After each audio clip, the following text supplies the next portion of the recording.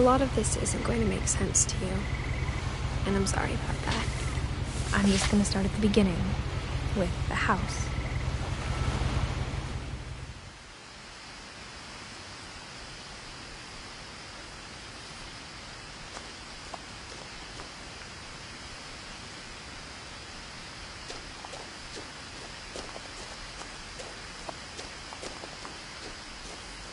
I lived here until I was 11, but I wasn't allowed inside half the rooms.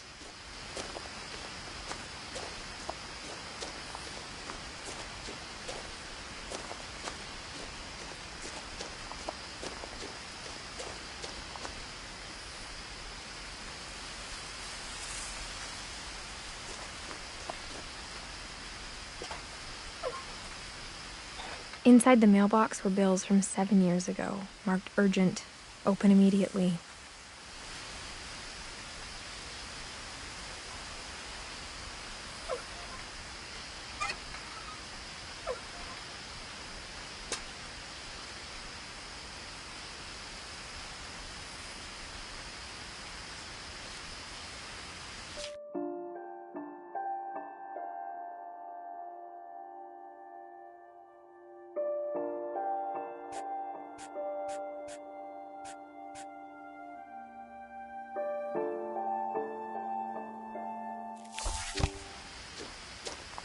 I hadn't been back since my brother Lewis's funeral.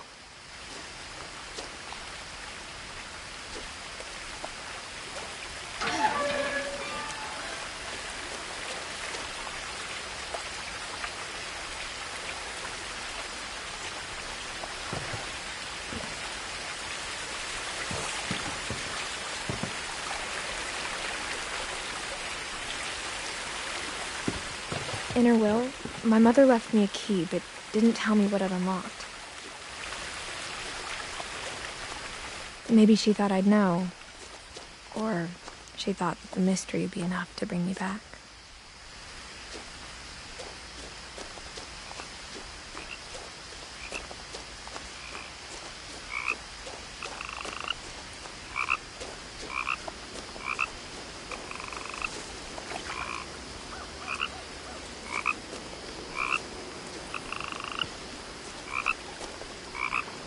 The truth is, even after I inherited the house, I never thought I'd come back to it. But now I had questions about my family that only the house knew the answers to.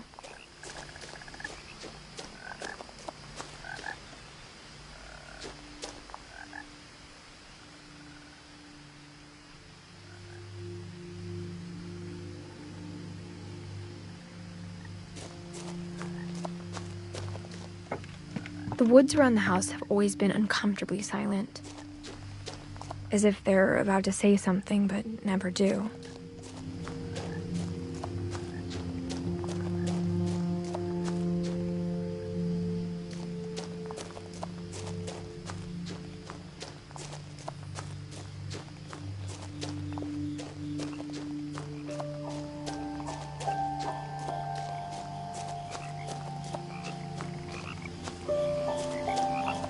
The house was exactly like I remembered it, the way I'd been dreaming about it.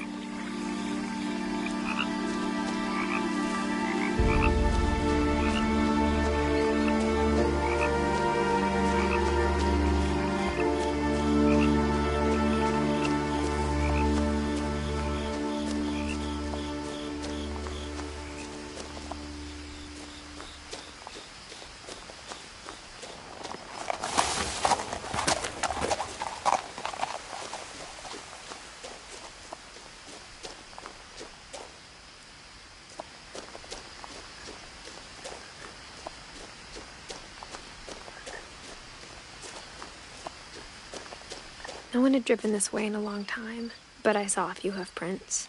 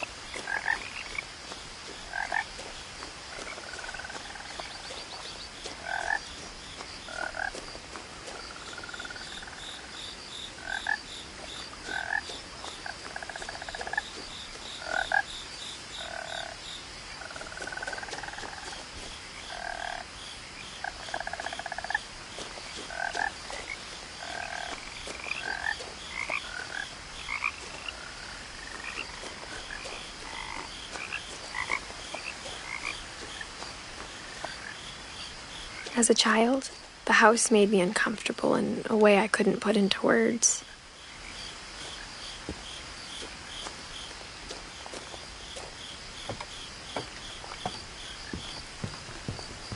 Now, as a 17-year-old, I knew exactly what those words were.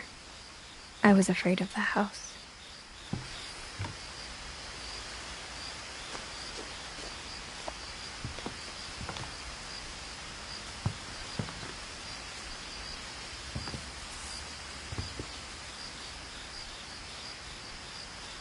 I hoped the key might unlock the front door. It didn't.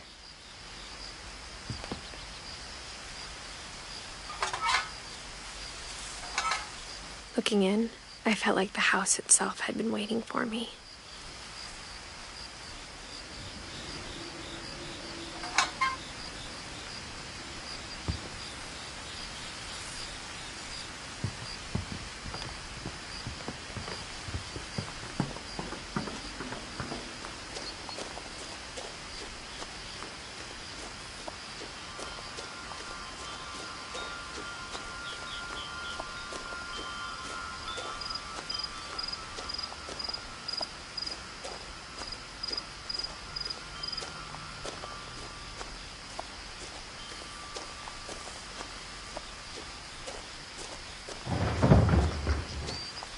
I heard something moving around in the garage.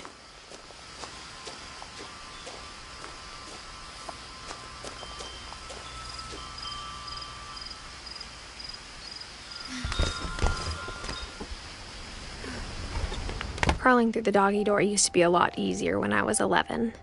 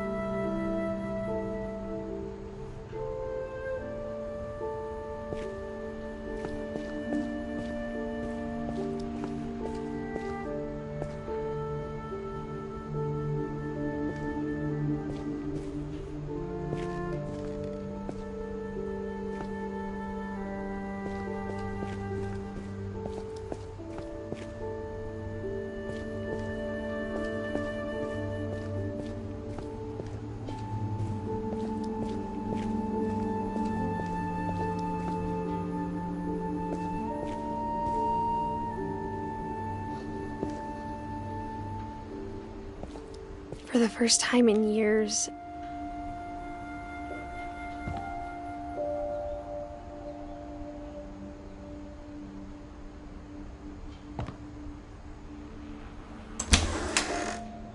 I felt like I was home.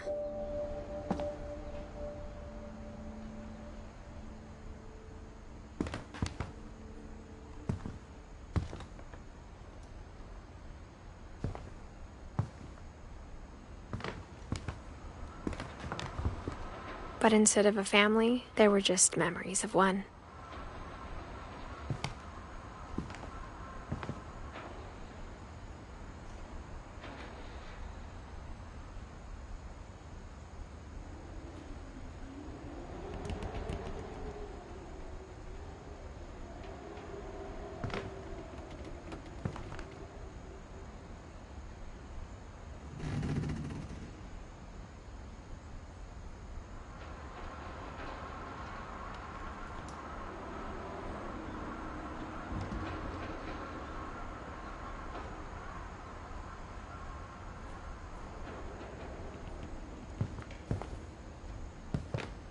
Like how after Louis started working at the cannery, we all got sick of eating salmon. Except our cat, Molly.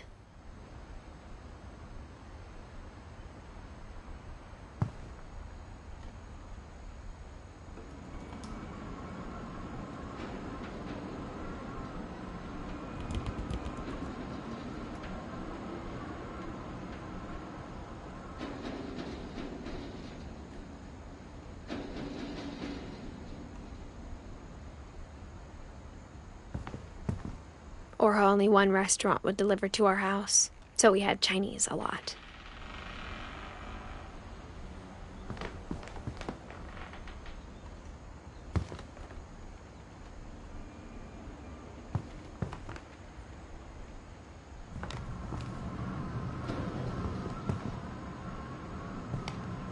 Nothing in the house looked abnormal. There was just too much of it, like a smile with too many teeth.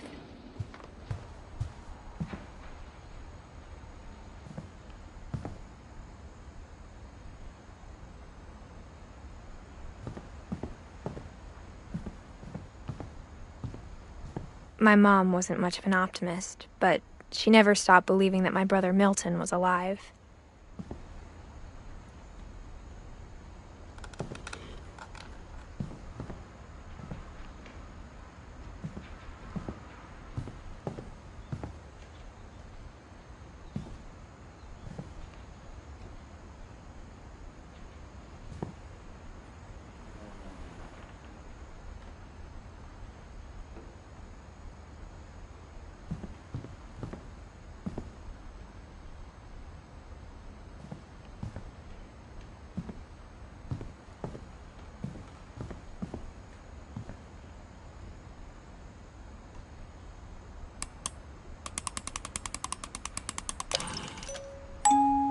Great-Grandpa Sven built a music box for Barbara, along with the rest of the house.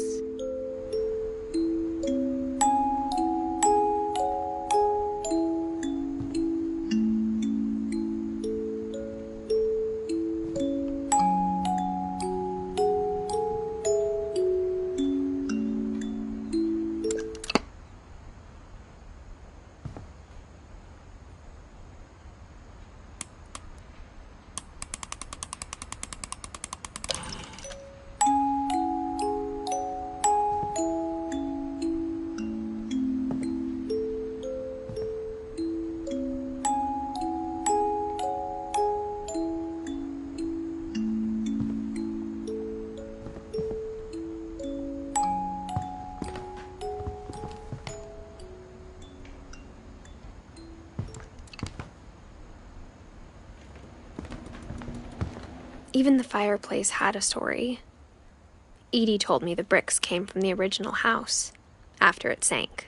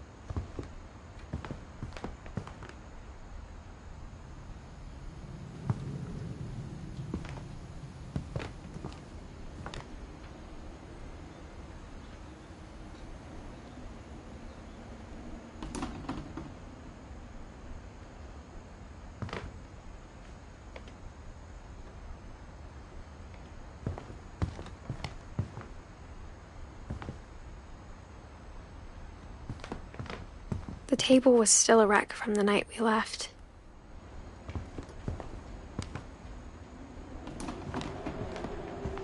My mom was the only one of us who could imagine. It was like a bomb had gone off, killing everyone but sparing the furniture.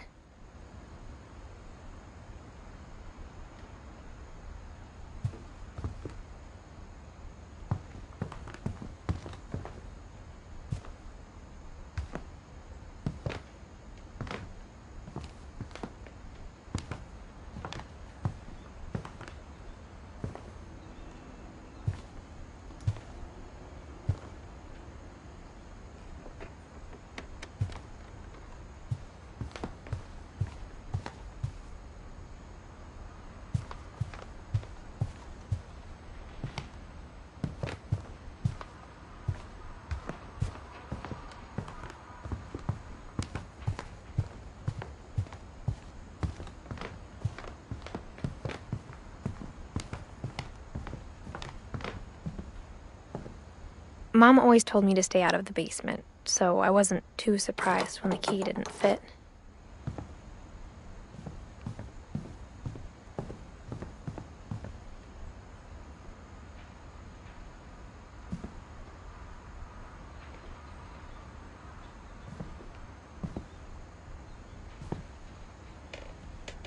After Milton disappeared, Mom sealed up all the bedrooms.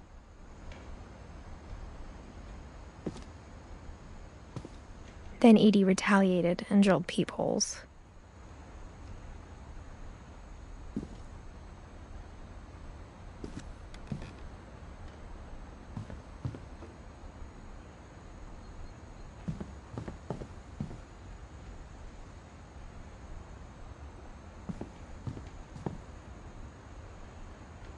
Whenever people ask me about my family, the first thing they always want to know about is Barbara.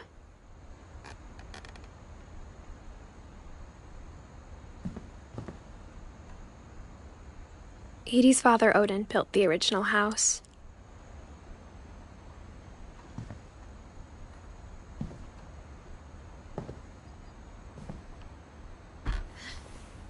Barbara was a child star for 2 years, until America grew out of it.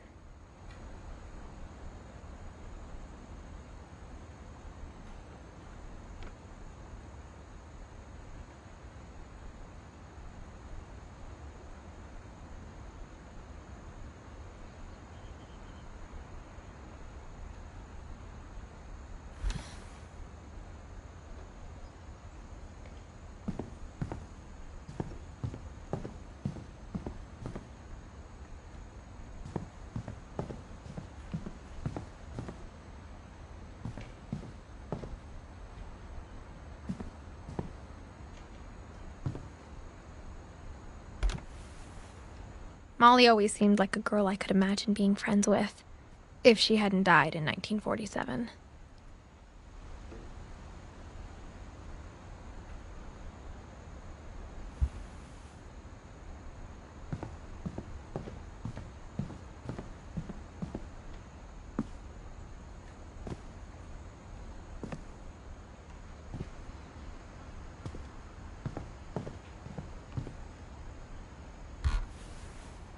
Edie told me once that every Finch who ever lived is buried somewhere in the library.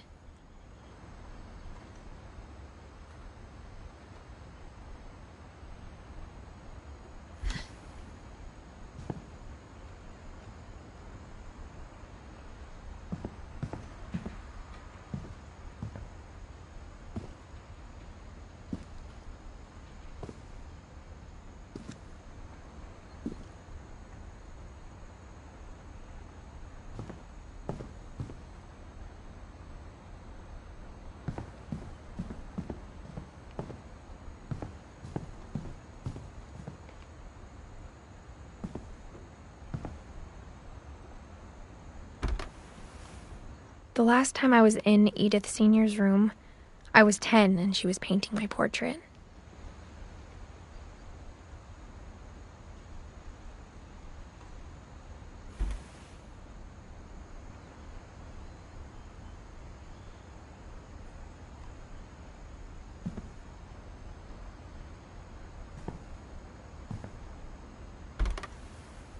As a kid, I just assumed every house had peepholes and sealed rooms you weren't allowed inside of.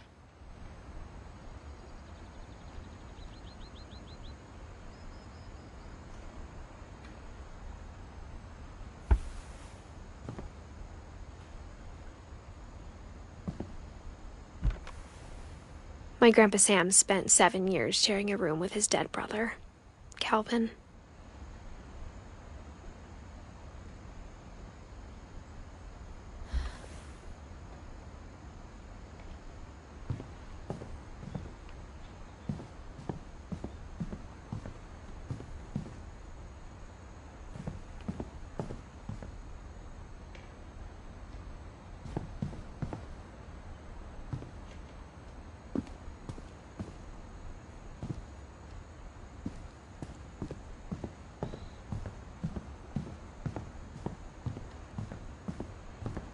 I spent a lot of time playing in Great Uncle Walter's room. I think my mom sometimes regretted not sealing it up.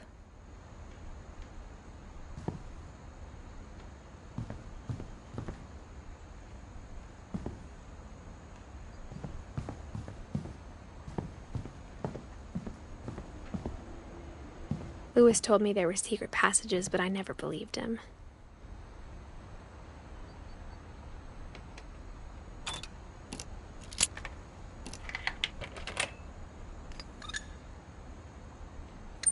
Turns out, my mom was really good at keeping secrets.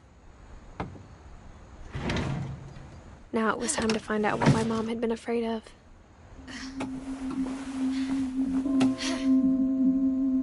Reading this, maybe it sounds like I had a plan.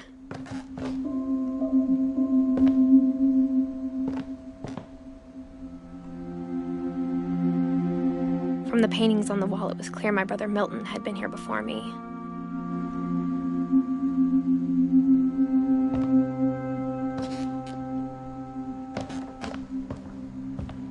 But I had no idea what was behind that door.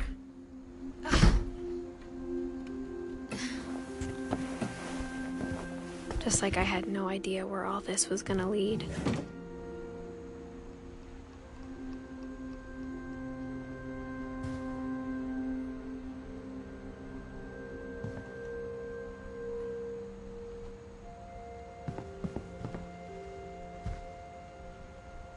I grew up looking at Molly's room through the peephole.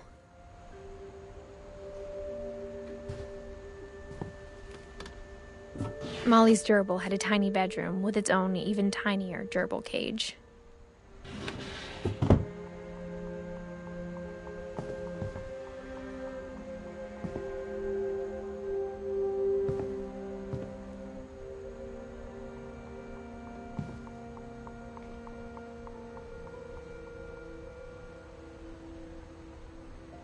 Being inside for the first time, I felt like I'd stepped behind a painting.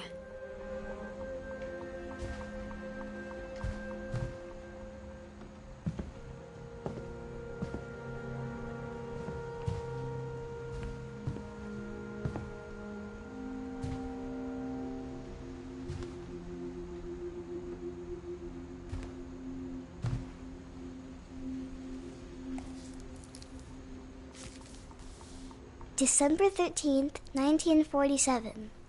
Dear Diary, I'll be gone soon, but I wanted to tell somebody about what's gonna happen.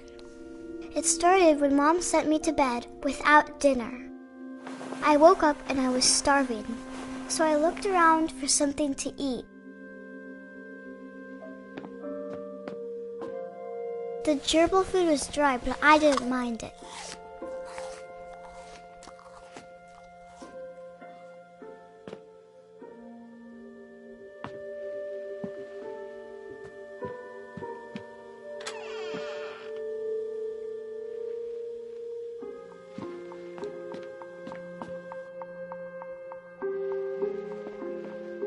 I kept eating and eating.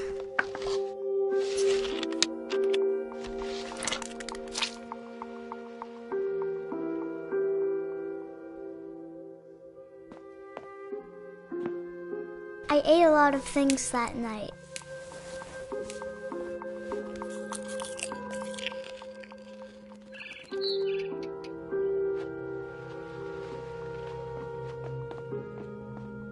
Then I heard chirping outside my window.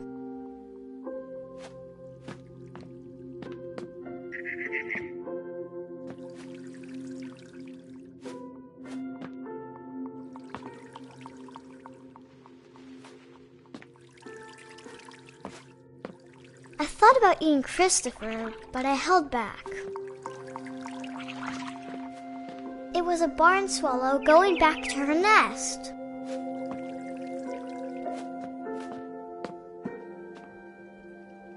I reached out for her.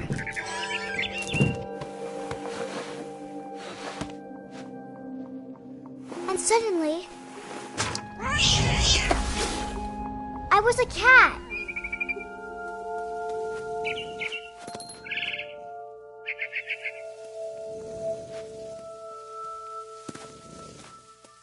I tried to be quiet, but the bird was really scared.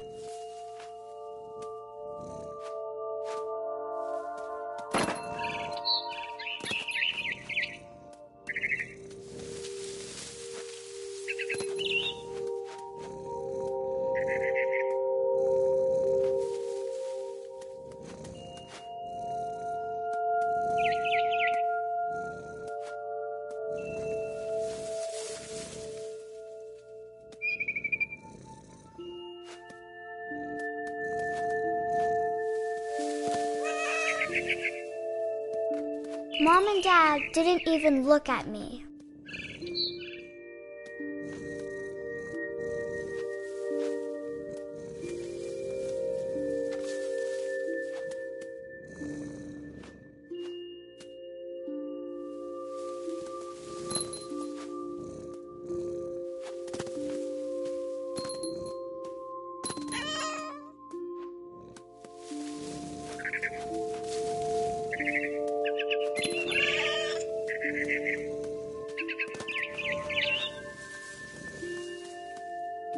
I jumped and I almost got her.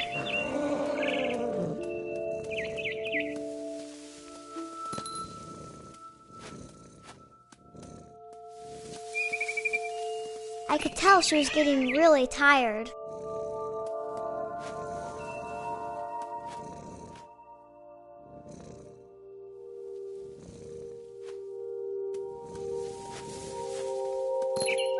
Now I was up in the big tree. I promised Dad I wouldn't climb it anymore.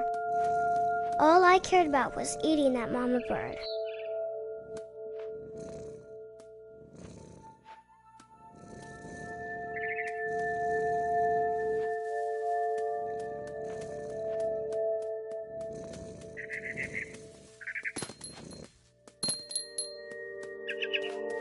I gobbled her up.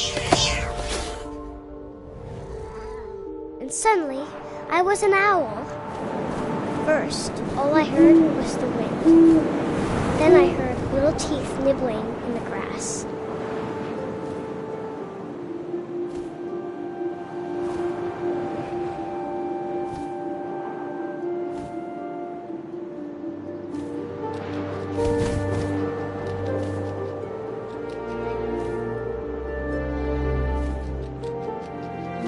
Rabbits.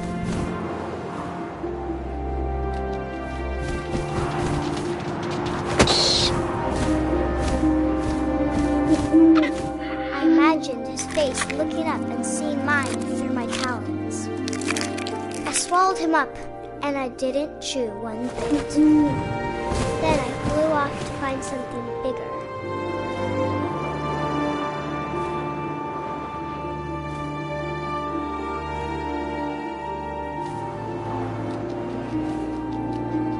A mama rabbit.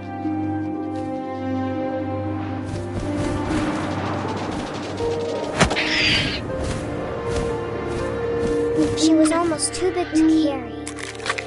I started choking, but I couldn't stop eating. And suddenly, I was a shark.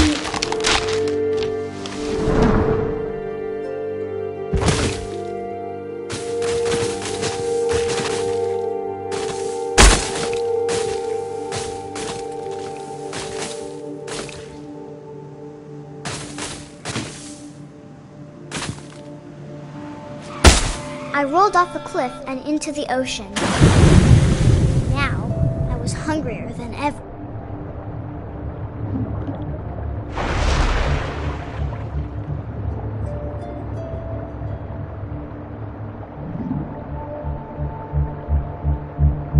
I wanted fat, juicy seals.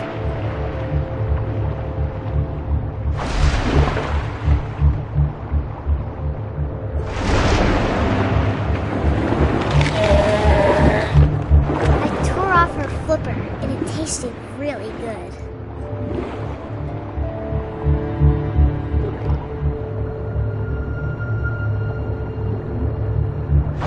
Grabbed on tight. When I was so hungry, I jumped out of the water.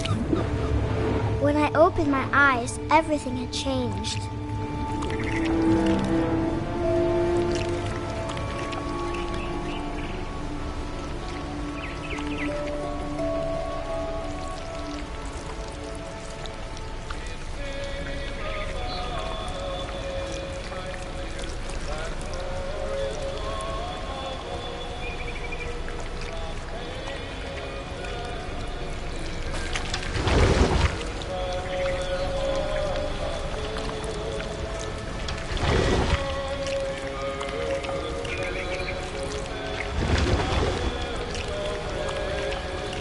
Now I was a monster and I smelled people everywhere.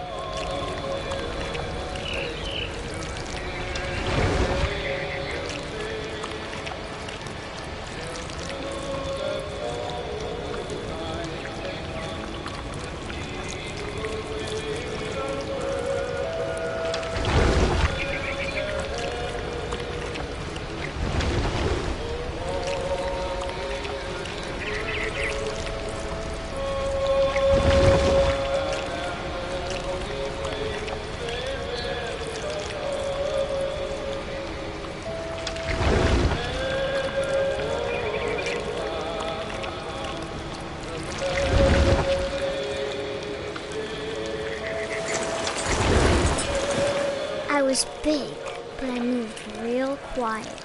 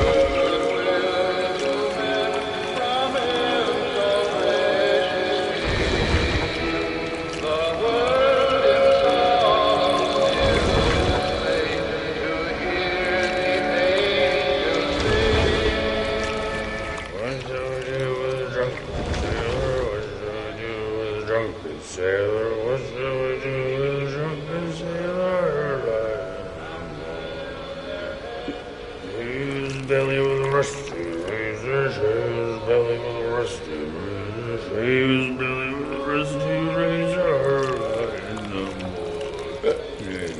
What shall I do with a drunken sailor? What shall I do with a drunken sailor? What shall I do with a drunken sailor?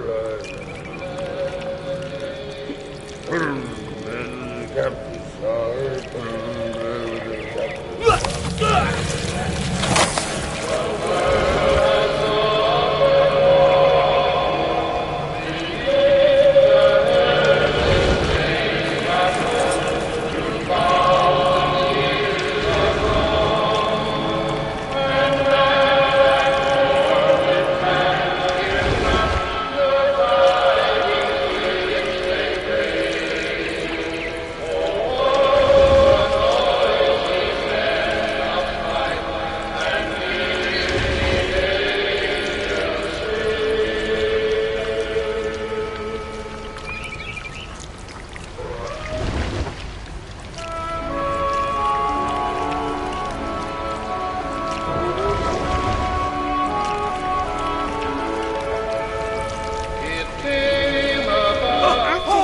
passenger, I was still hungry. And across the water, I smelled something new. Something I had to have, so I swam towards it.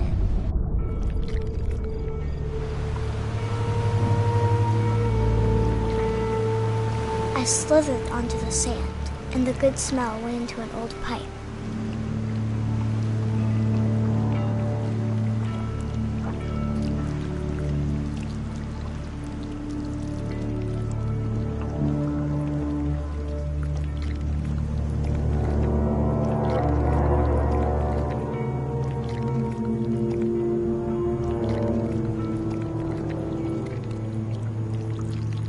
I got closer and closer.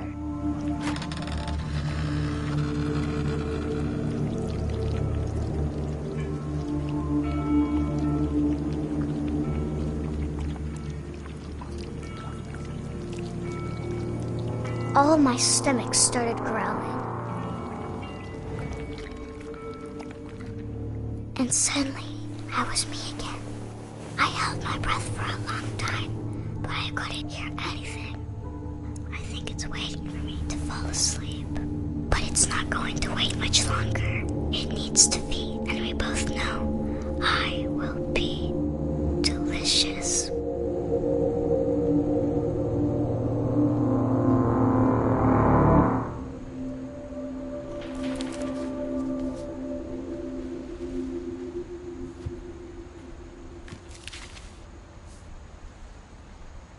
I'm not sure if I believed all of that, but I'm sure Edie would have.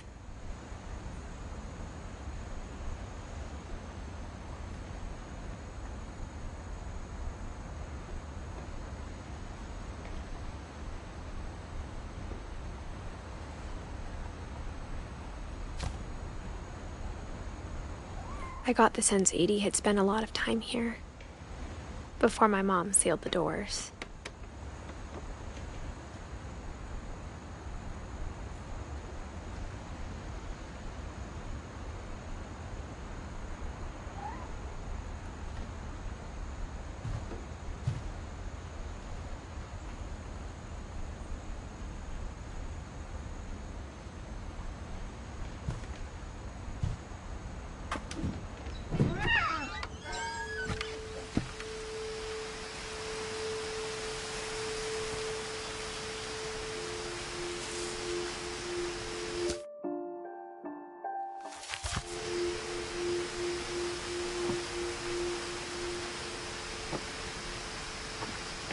This will be obvious later, but my mom never told me any of these stories.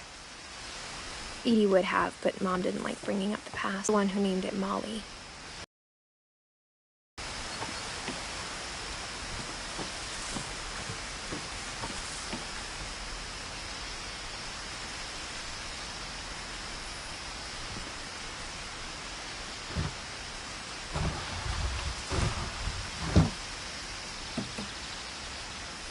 I spent a lot of time in Great-Grandma Edie's room.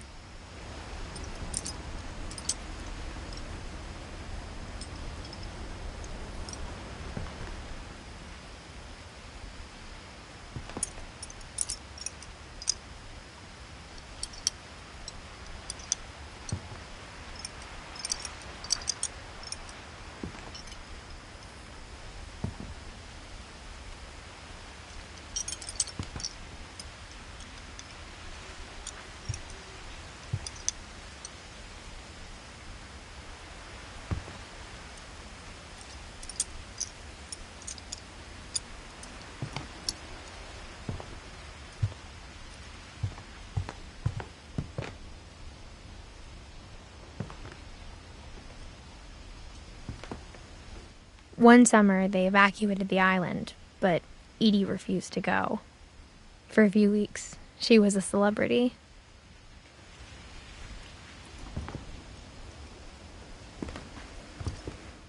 I hadn't thought of myself as Edith Jr. for a long, long time.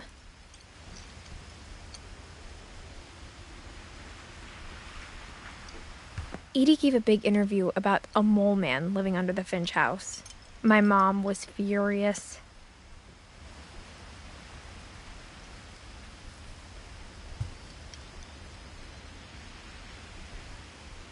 When Edie told people Sven was killed by a dragon, she could also have said he was building a dragon-shaped slide that collapsed. She could have, but she didn't.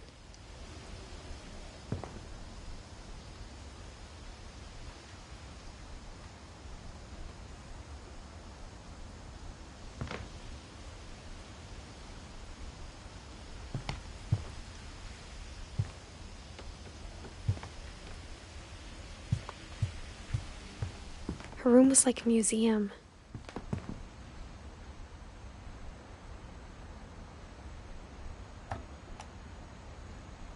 For 500 years, the Finches have been famous throughout Norway for their fortune and misfortune.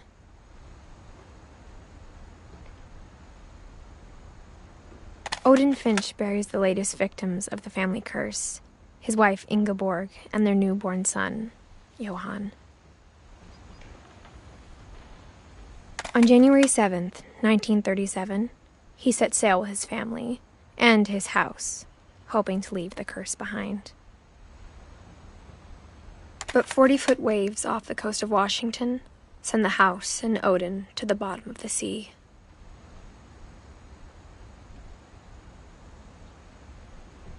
Odin's daughter Edie, with husband Sven and baby Molly, step ashore on their new home, Orcas Island.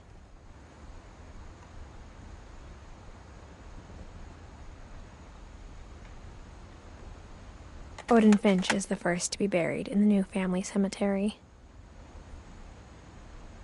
His daughter Edie is already dreaming of a new Finch house.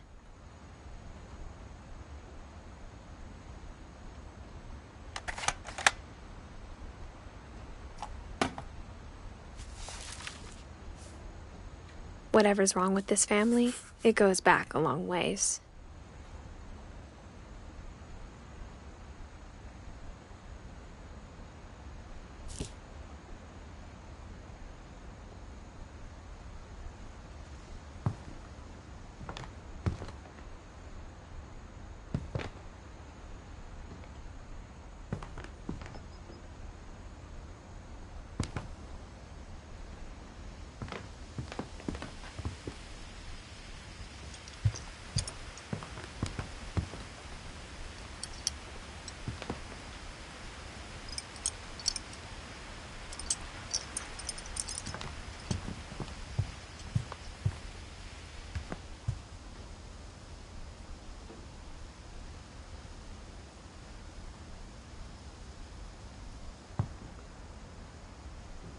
Even in her 90s, sometimes Edie seemed a lot younger than my mother.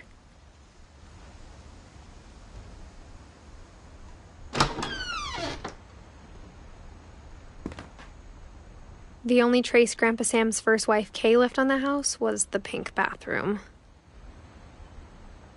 It was a pretty big trace.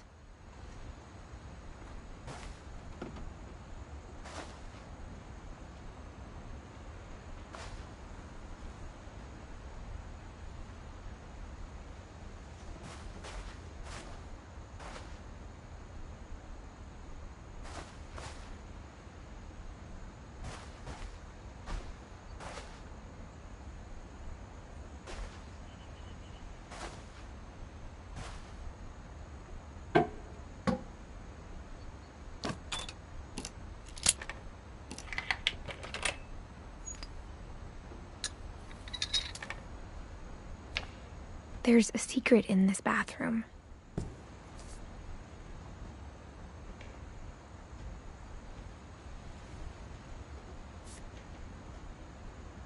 It's in the last place you would look. It isn't in the cupboard. It's hidden in this book.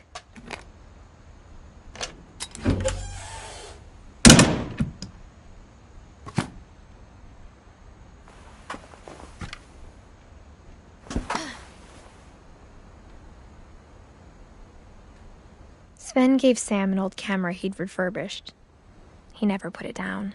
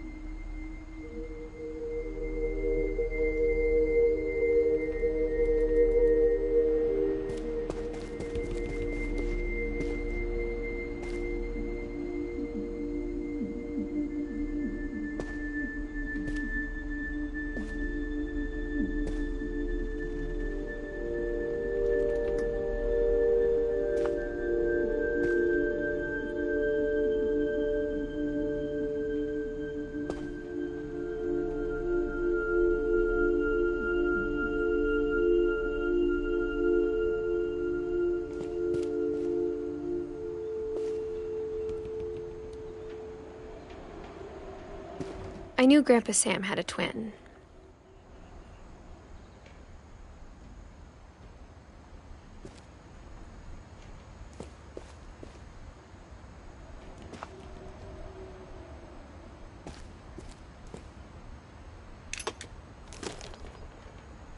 And that he never talked about him.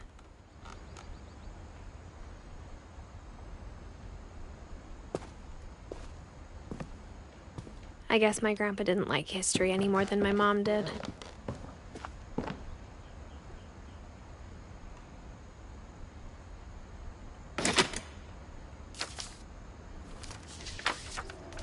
How I Want to Remember My Brother by Sam Finch.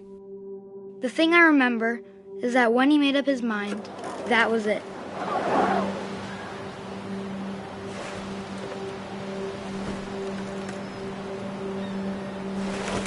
My brother said he'd die before he ate another mushroom. And he did. At Barbara's funeral, we swore we'd never be afraid again. And he wasn't. I think Calvin always wanted to fly. Sam! Calvin! Dinner's ready! Coming!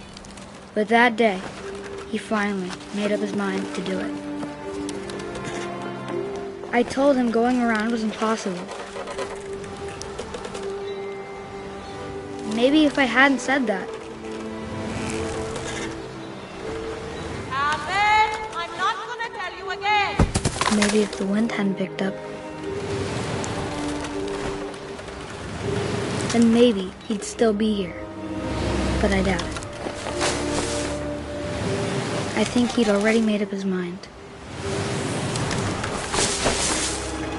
That's what I want to remember about my brother.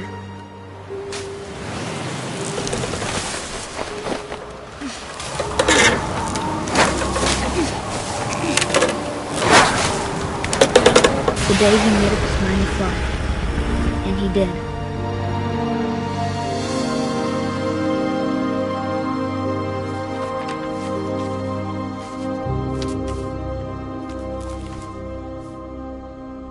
Calvin's story felt strangely familiar. When I was younger, I remember trying to do the exact same thing.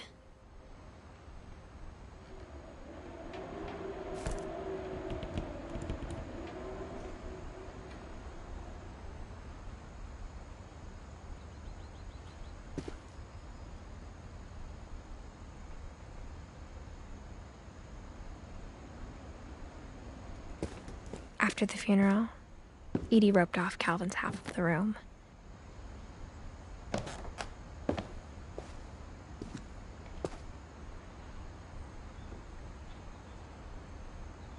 Mom said Grandpa Sam enlisted at 18 and never set foot in the room again.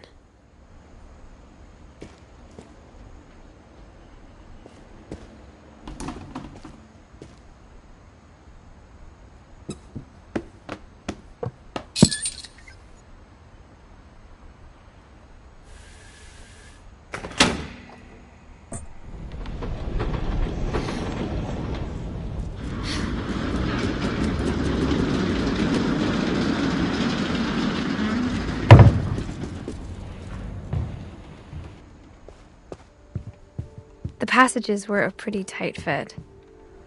They'd obviously been built for smaller hands and bellies.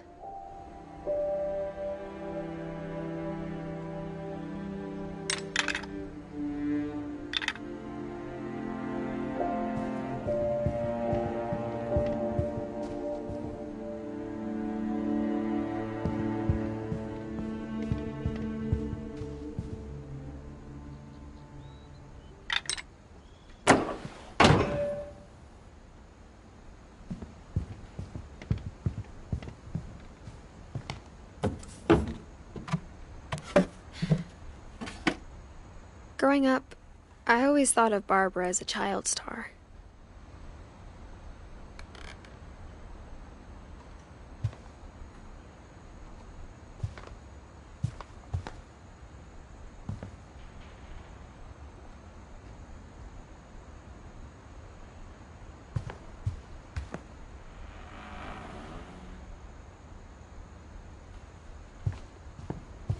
I never thought about how hard it must have been for her afterwards.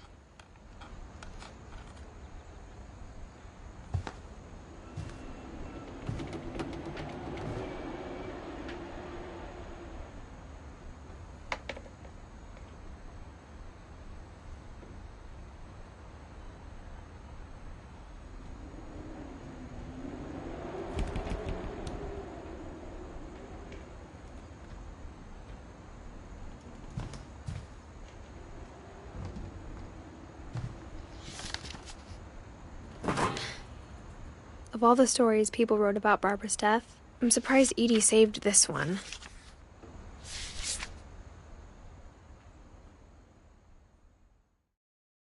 Old Jack here with another ghastly tale inspired by America's most unfortunate family.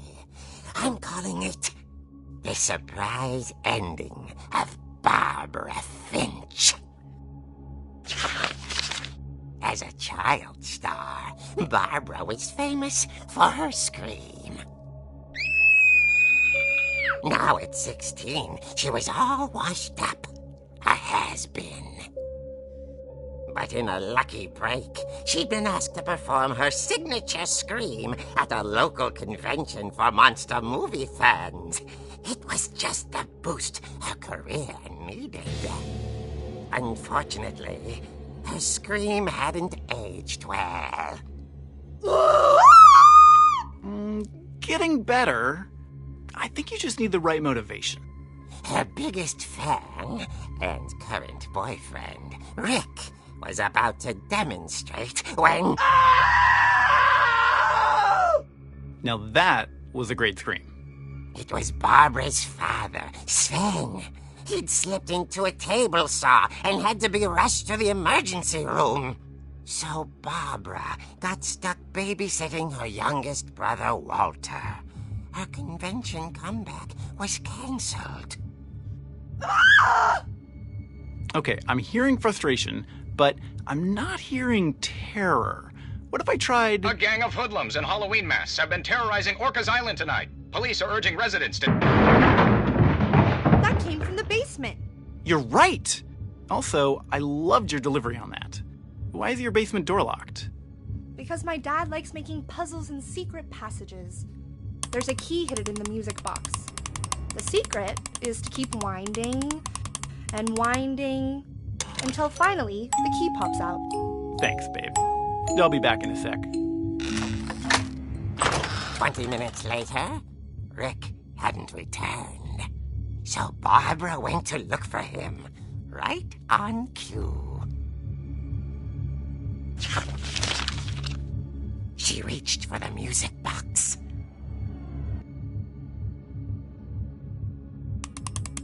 And as she wound the key, she listened for Rick, but the house was silent.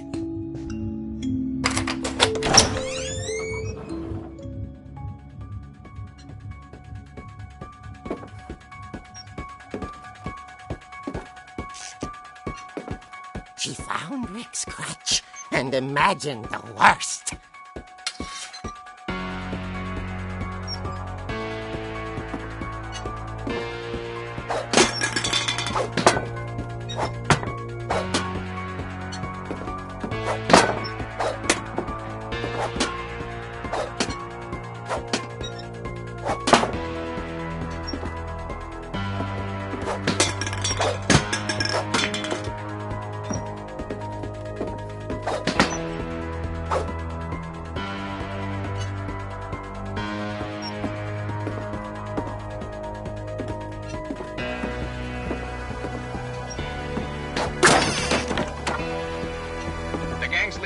Infamous Hookman killer, Dr. Carl Hamill, who impaled and then ate his family 10 years ago tonight.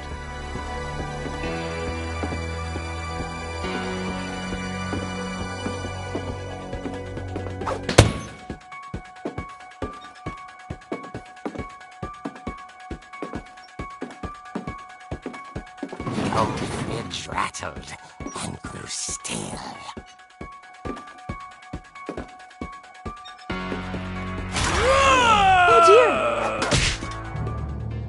Oh! Rick? relax. I was just trying to scare you to help you find your scream. Well, I'm not scared, Rick. I'm furious. Then act furious. All I'm getting from you now is that you're hurt and confused and you... She threw him out, but she kept a little something to remember him by. Barb, have you seen my other crutch? And she was still holding it when she fell asleep watching the late picture show. Hours later... Barbara! Walter, what's going on up there? Ah! Okay, I'm coming up, but if this is a trick, you're dead, Walter.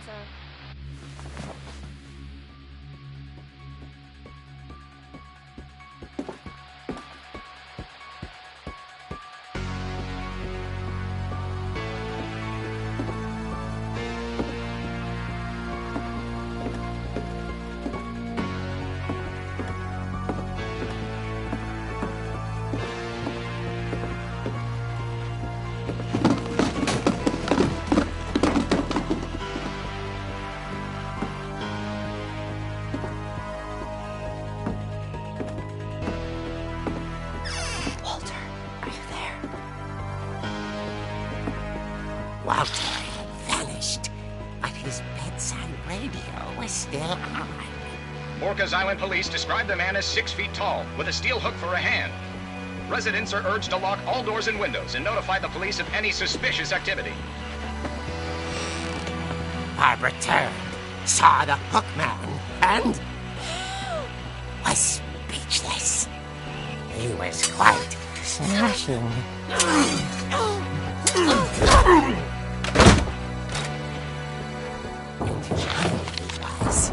He couldn't get enough of Barbara. Okay, Barbara, there's gotta be another way out of here. That night, she played her part beautifully.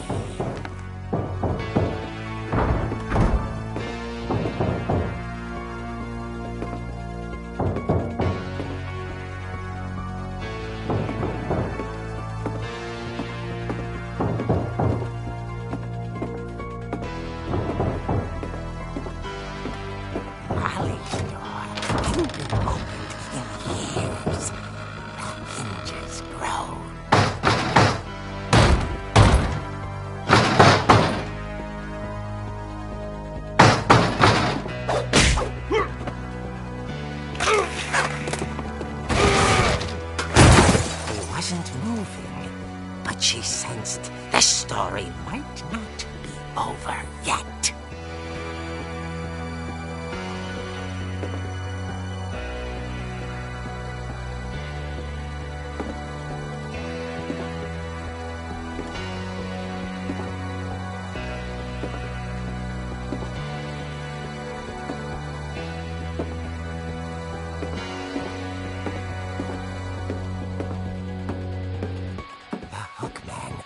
Vanished.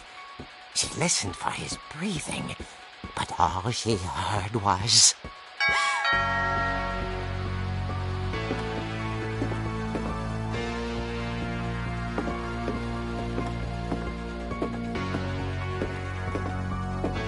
Someone at the door was dying to speak to young Barbara. At the door, she heard whispering. Was coming from inside the house.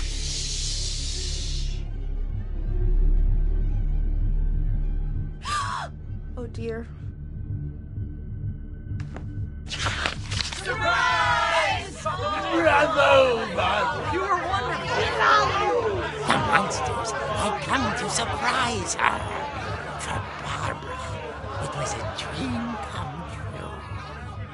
Then she saw what kind of monsters they were, and she realized what was about to happen. She was going to be famous. And with her final breath, Barbara Finch gave the performance of her life.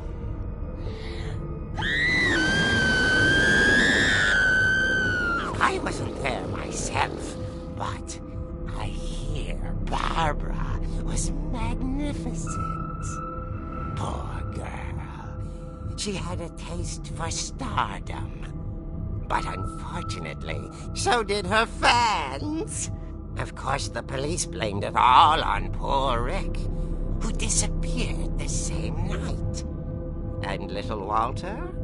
Hiding under his bed the whole time. He took it all pretty hard, but that's another story. As for Barbara, tucked inside the music box is all they ever found of her. Her ear. Now that's what I call a real eerie tale.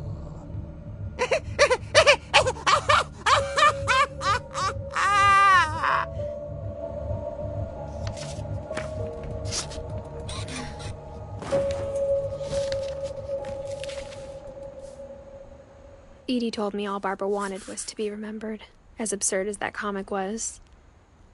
Maybe what Edie saw was a happy ending.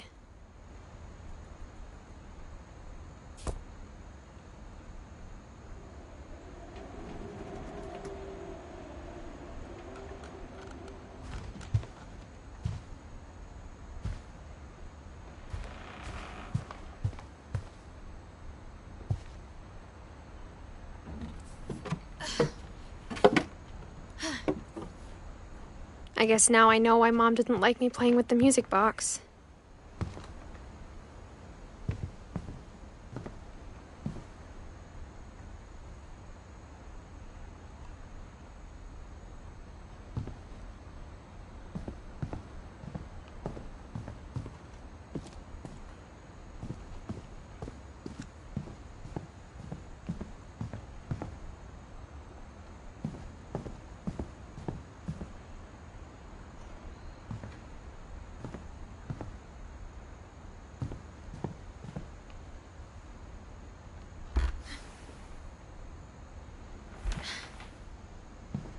It's funny. All those times I played with the music box and never found the basement key.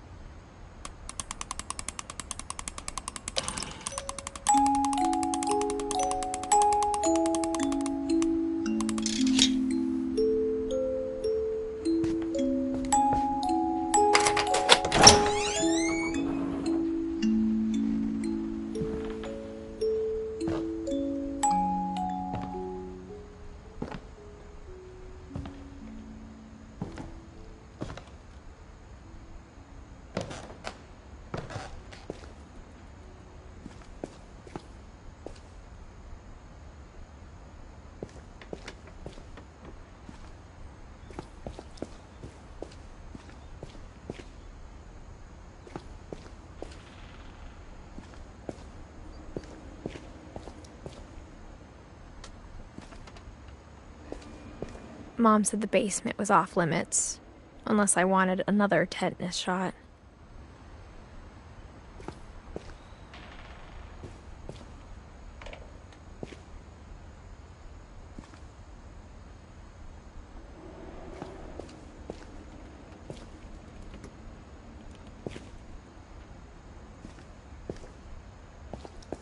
I saw Edie sneak down to the basement once, carrying packages.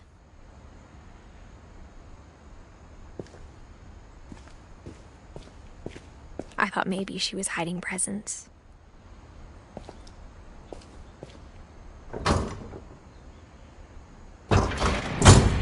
It turned out she was hiding a lot more than that.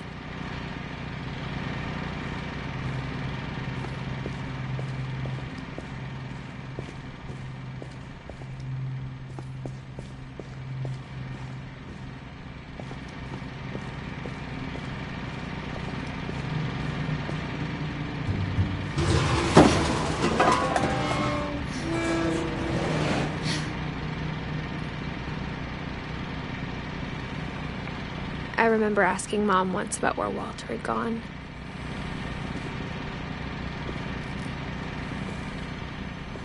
She said after Barbara died, he got as far away as he could.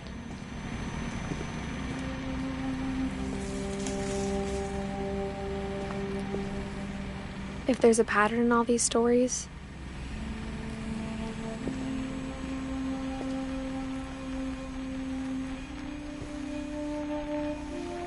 I think it's that none of us has gotten very far.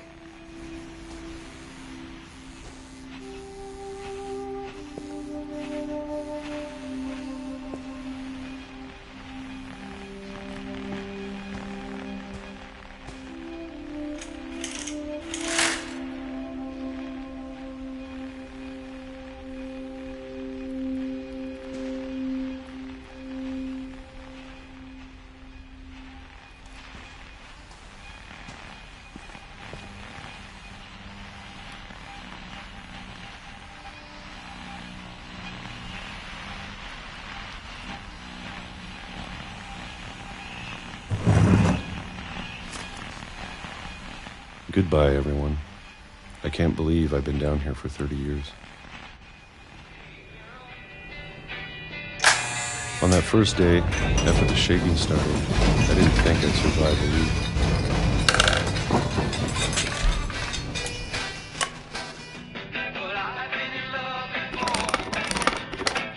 But after a few days, I settled into a routine. That's what kept me sane. Having a schedule, living for today. I always expected to be dead tomorrow. But if you wait long enough, you get used to anything.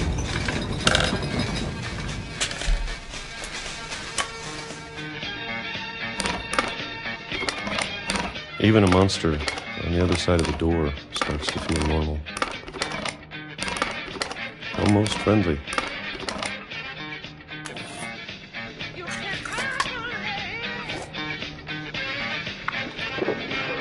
And then one day, everything just stopped.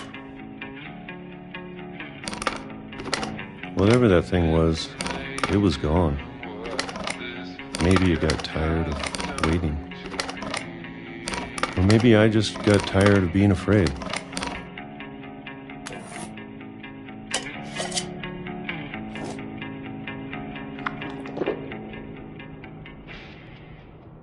It's been a week now, the longest in 30 years.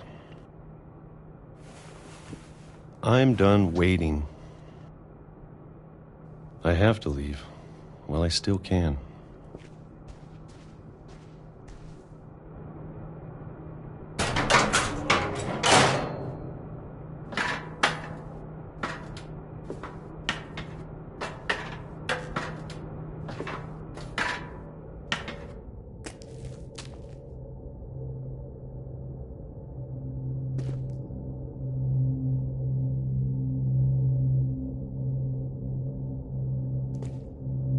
I know it's out there, somewhere.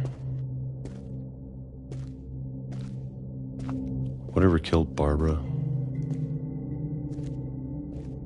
and Molly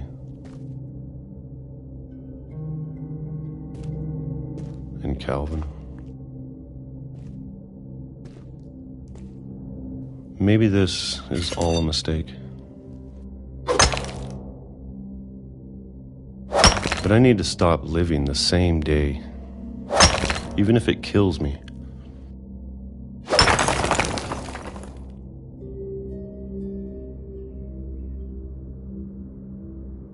Whatever's out there, I want you to know I'm ready for it. I'm going to appreciate all of it, especially the food. I don't mind if I only have a year left. A month, or a single week. I'd be happy with one new day. I can already imagine the sun on my face.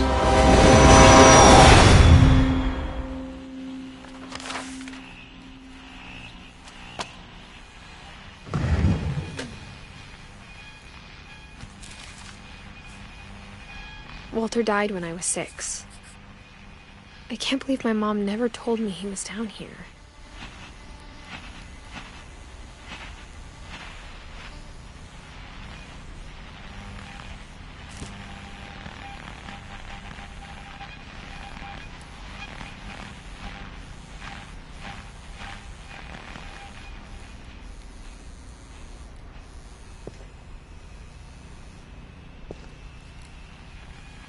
I'm sure my mom was trying to protect me.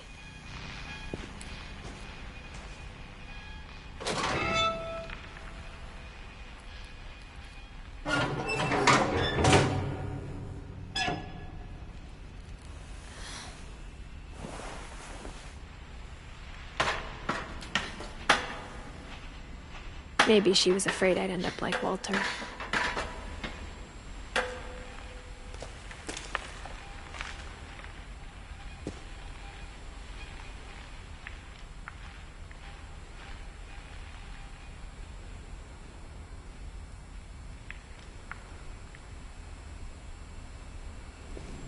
But if she never told me about an uncle under the house,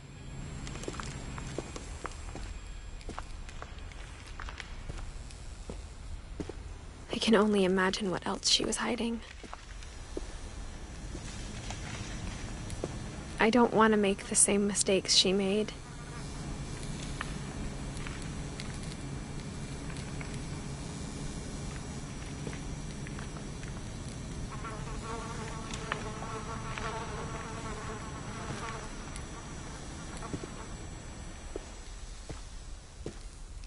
Trying to bury something that's still alive.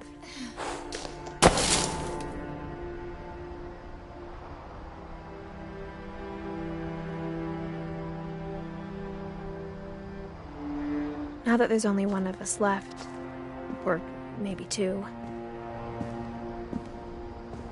I thought it was time I heard the stories for myself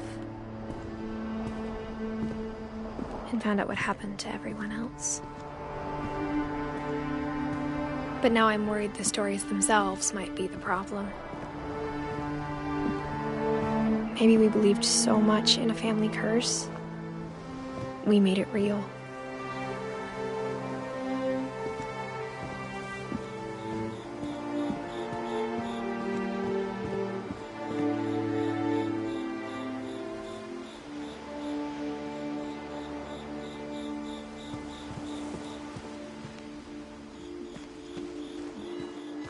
I don't know if I should even be writing this.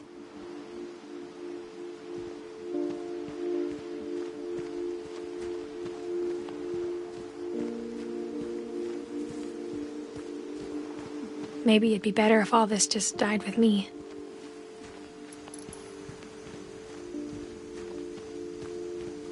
But I thought you should know about your family.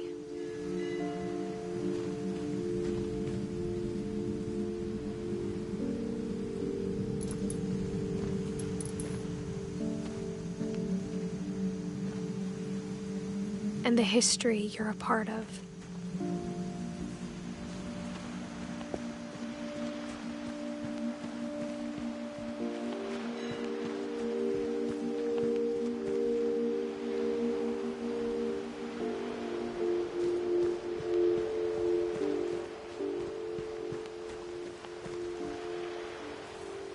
Though to be honest, I feel as lost as you probably do right now.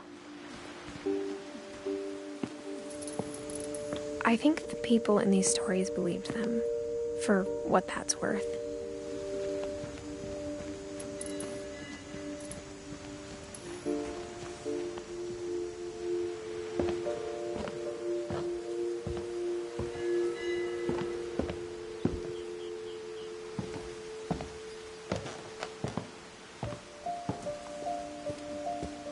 And when you look at the house, that history of imagination and stubbornness and madness, any of it seems possible.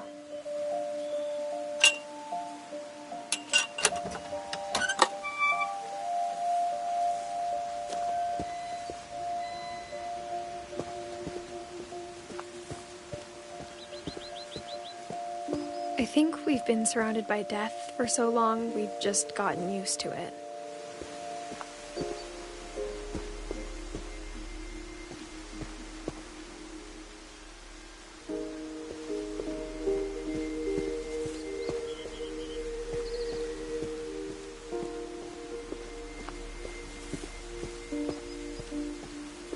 What kind of family finishes building a cemetery before starting the house?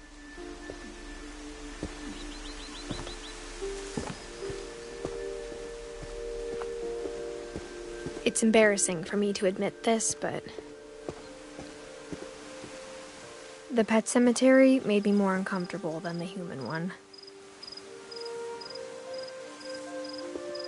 3 of the gerbils were mine, and 2 had been my fault.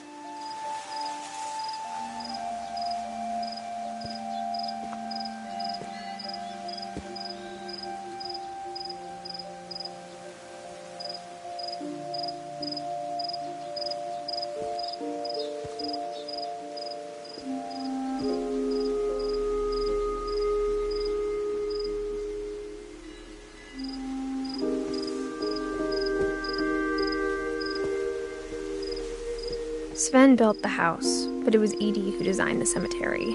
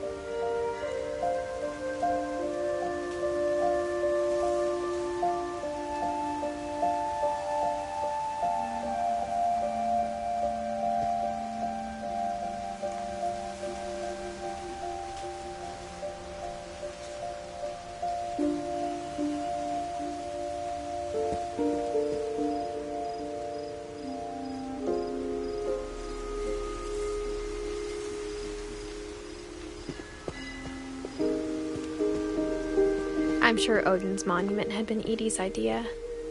My mom was always trying to move on, but for Edie, the past never went away.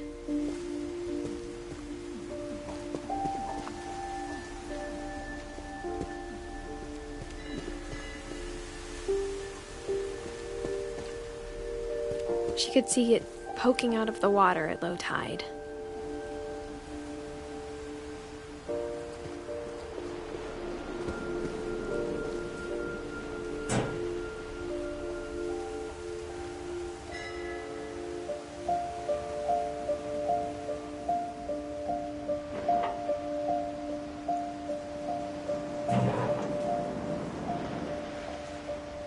Edie said she dreamed about the old house every night.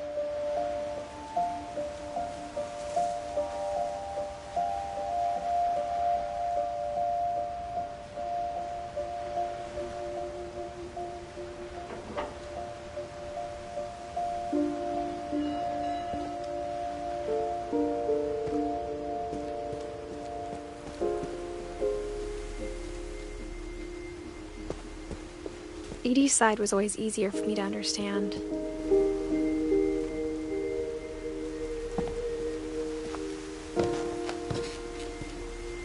But the older I get, the more I can see where my mom was coming from.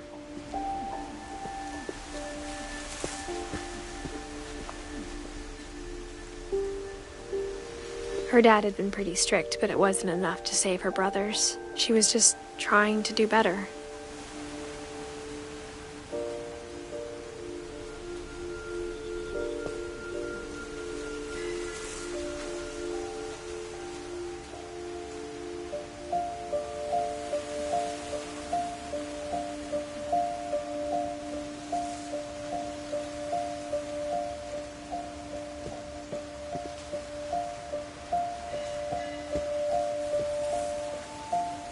She lost 2 of her brothers, just like I did. I get why she tried so hard to protect us.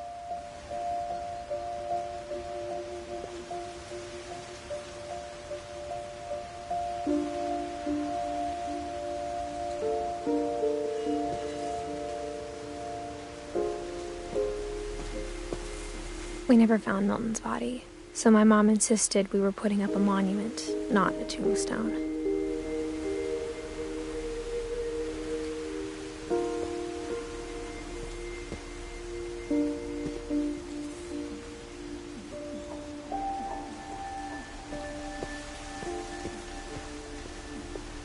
There's so many things I wish I could ask my mom now. Part of me thinks this is what she wanted all along. For me to come back someday and find everything out for myself.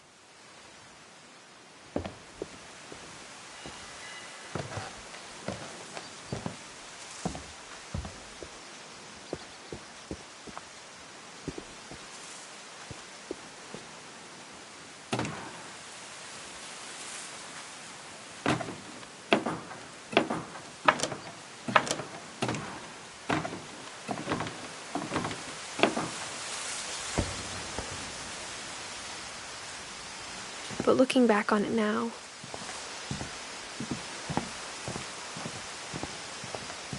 if she told me there was going to be so much climbing, I never would have come when I was 22 weeks pregnant.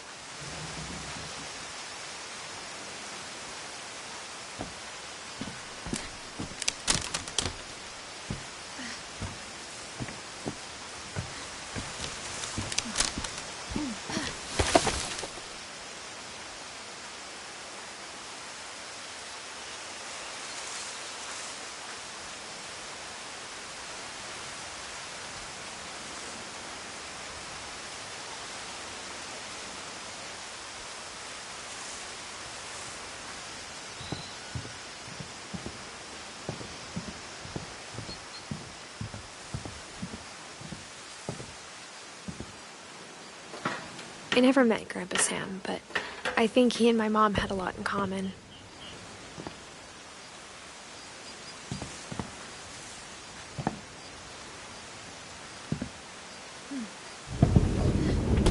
They were both pretty intense. Sam spent his life shooting photos, but Mom said he got nervous being in front of the camera. I guess we're all afraid of something.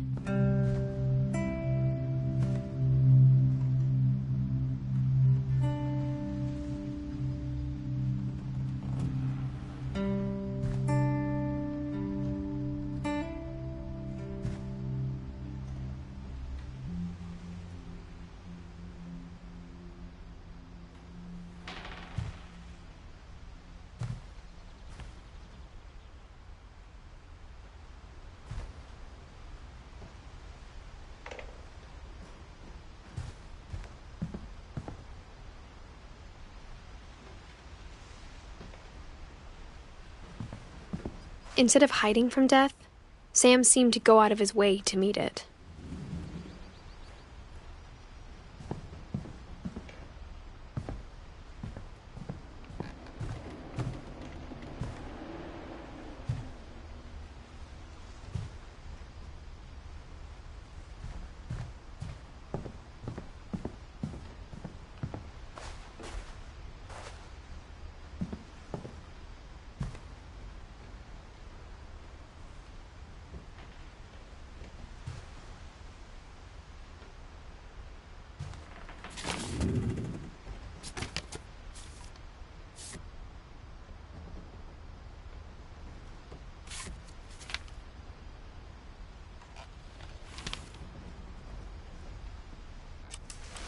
Dawn, I promise, you'll never forget this weekend.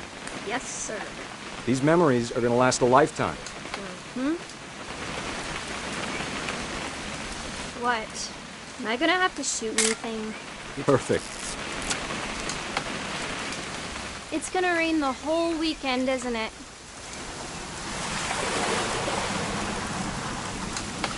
I will never forget this weekend, Dad. That's the spirit. Okay, got it. I'm gonna take some pictures, okay? Just be careful. That camera's older than you are.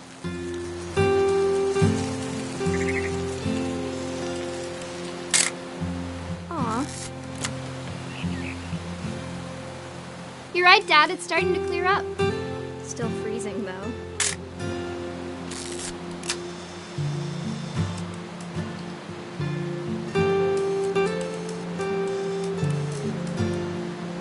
Definitely should not have drunk all that coffee. Hold still. Hey! That's a keeper. I'm just saying, I'm not always gonna be here, Don. You'll need to remember this stuff. If if you want to survive. I'll be fine, Dad. You know who else thought he was going to be fine? Some guy who died. Dawn, I'm being serious. I know, Dad. You're always serious. Doesn't being out here make you want to chill out? Well, to tell you the truth, I haven't been out here in 20 years. Dawn, don't you think you could find something more interesting to photograph? Last time I was with my brother Calvin. Man, that was a great trip. Your grandpa Sven taught us how to fish, how to build a fire. We found an old logging trail. There were deer everywhere. I bet if I could remember where that trail was, we'd spot a buck for you in no time. Give me a minute to check the map.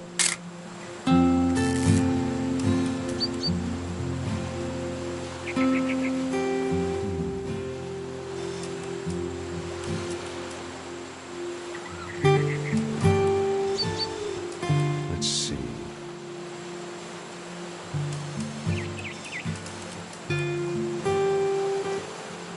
Maybe. You don't need to waste any more film on me, kiddo.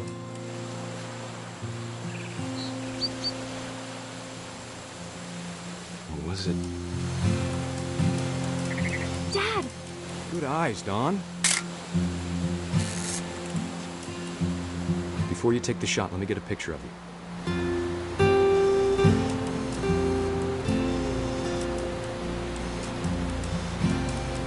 Dad, I... Just breathe. Turn off your imagination. Focus on your target.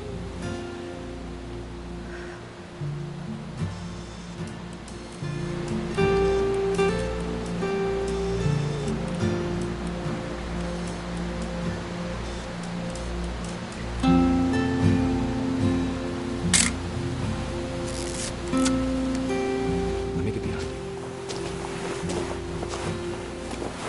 Do I have to do this?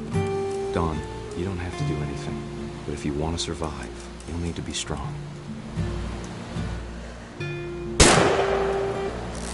Great shot, Dawn!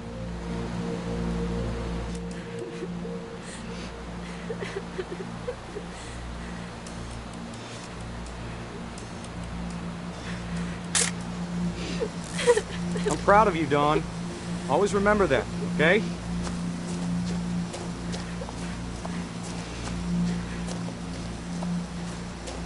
Dad, it's twitching. I think That's it's totally so... normal, Dawn. Just focus on the camera. Try not to think about... Dad!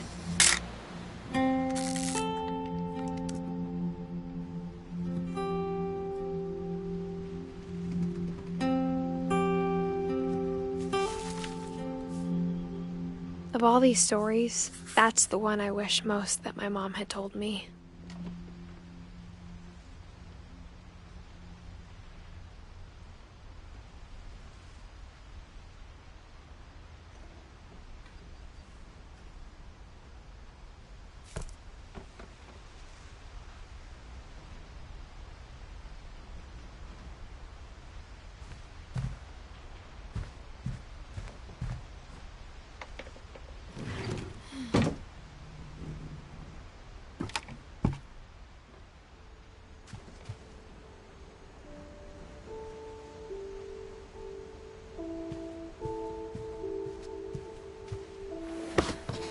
After Sam died, my mom and Edie got really close.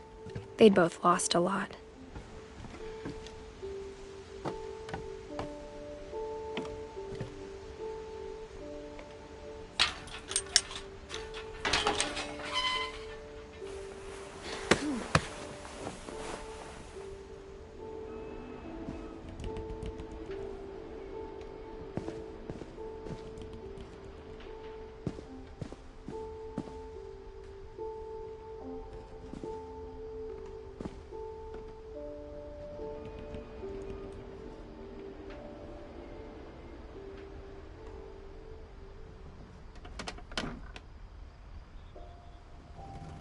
I can't imagine my mom ever writing poetry, and yet...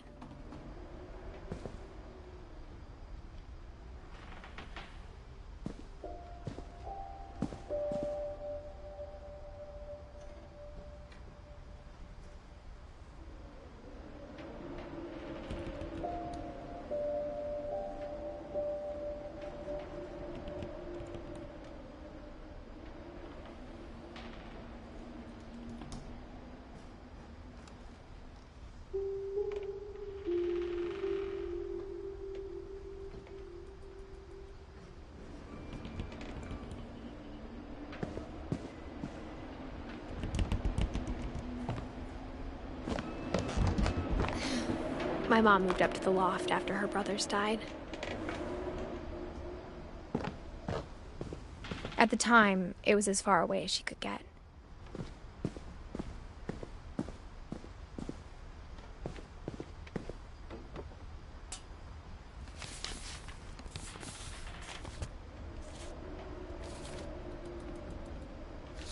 Dear Kay, do you remember the way Gregory used to laugh when he thought he was alone? Like something funny was happening, but only he could see it.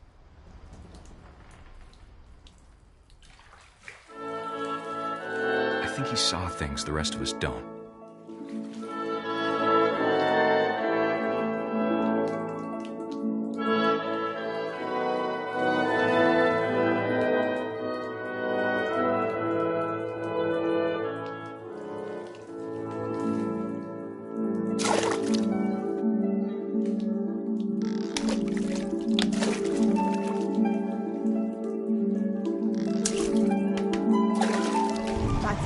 Gregory, it's time to... Hold on, sweetie. Hello? Sam, I told you I don't want to talk right now. I wonder what he saw.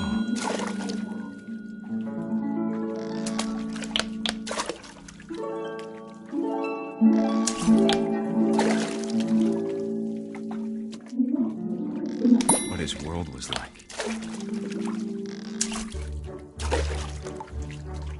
He reminded me so much of Calvin. Lost in his imagination.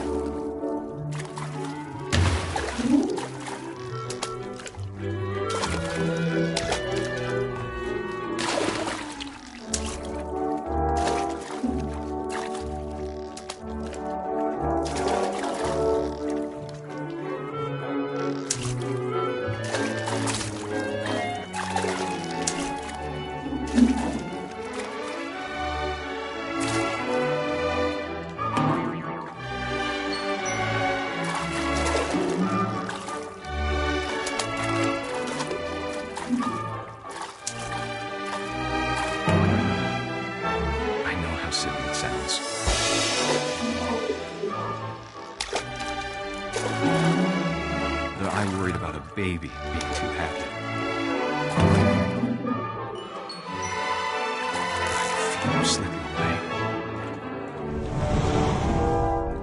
Sorry about that, Gregory. I know you did everything you could. Maybe if I hadn't called that night. Damn it. Hold on, I don't want Gregory to hear this.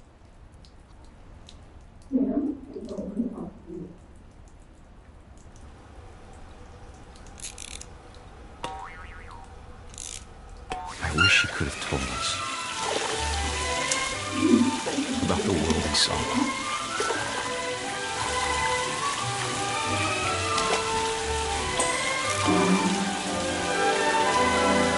There's so much I don't understand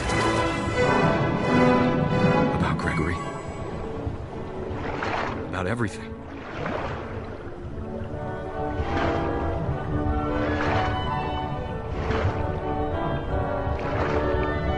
But I know what happened wasn't your fault.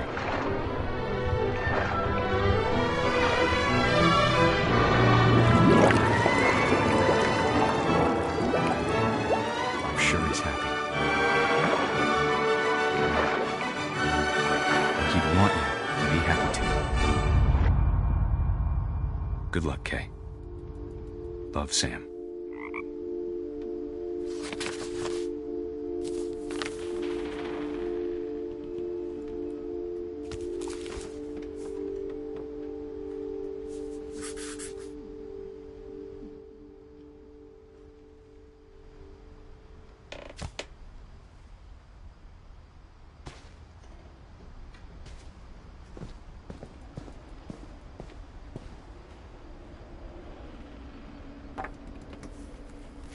A poem for Gus, who always said the wedding was a bad idea.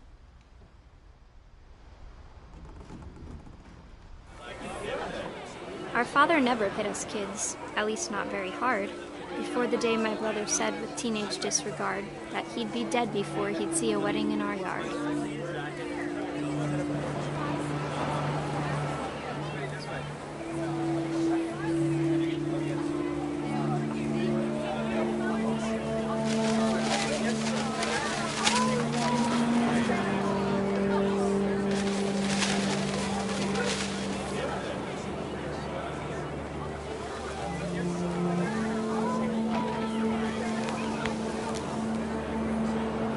My father made him come, of course, but Gus stood far apart, just flew his kite and bottled up the storm inside his heart.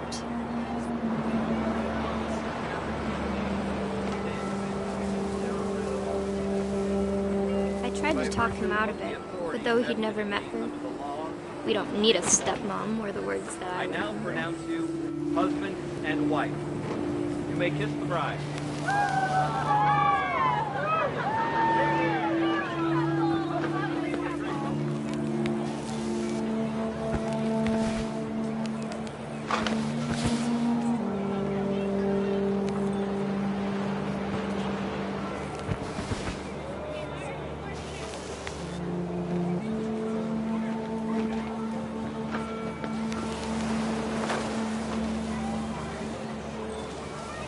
When the time for photos came, Dad ordered him to come here. But Gus declined, and as a sign held up his middle finger.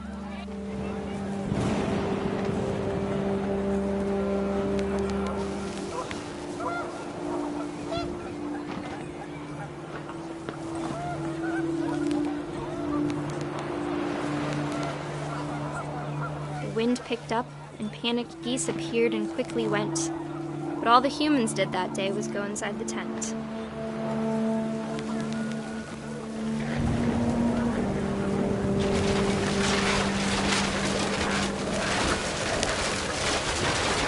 The rain came down in buckets then, but no one seemed afraid that nature might destroy the tent our dad had crudely made.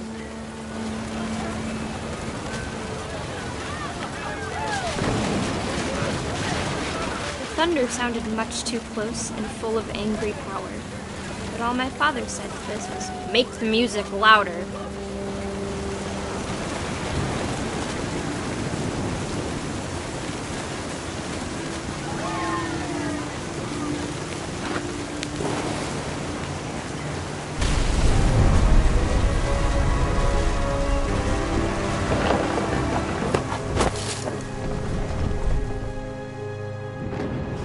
I wish that I could truly say I thought about you on that day.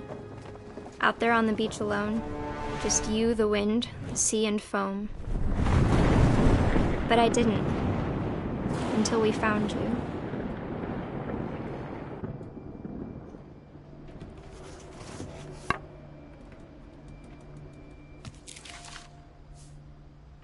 She never talked about him, but Mom told me once if I was a boy, they were going to name me Gus.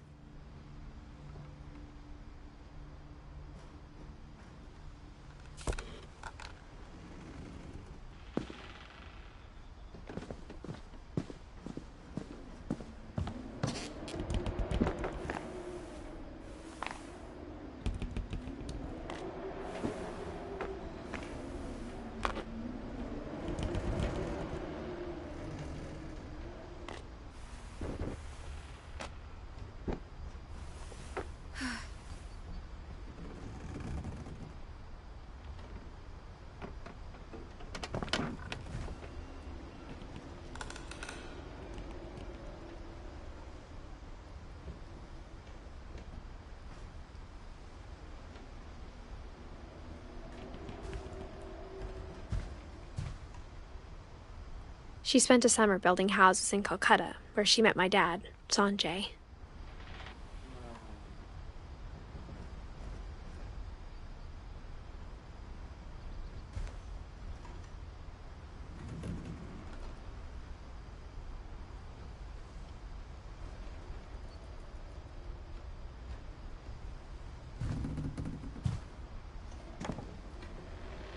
Religion was another thing my mom never talked about, but I think it helped her a lot after her dad died.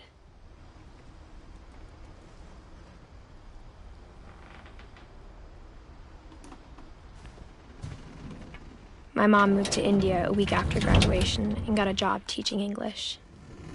Louis was born a year later.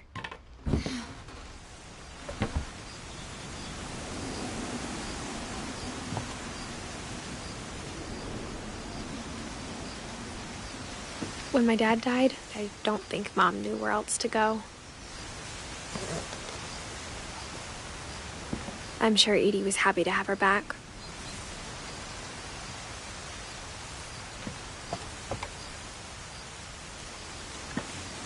And to see kids in the house again.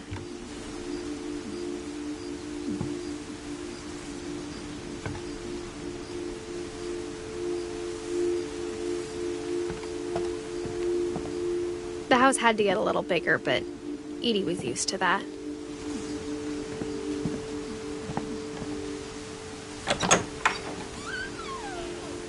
And for a while, things were good. Almost normal. But it didn't last.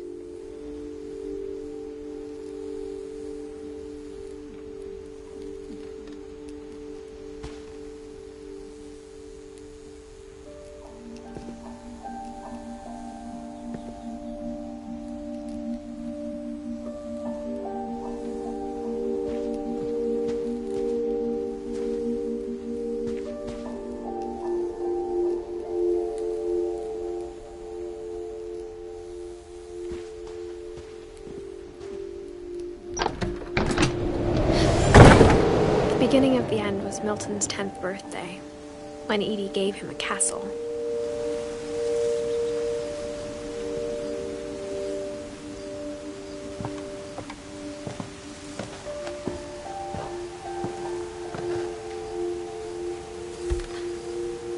After Milton disappeared, the only thing he left behind was a room full of paintings.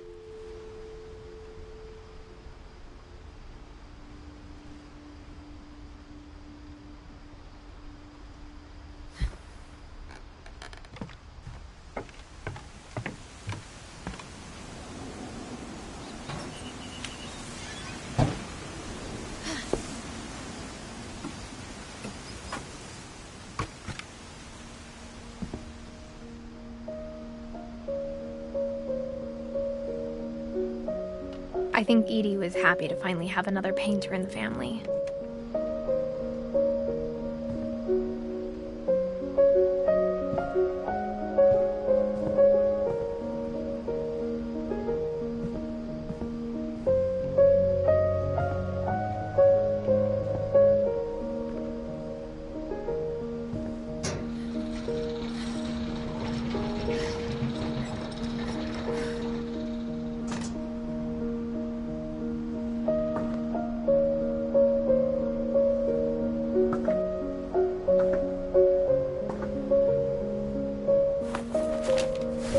Milton Finch in The Magic Paintbrush.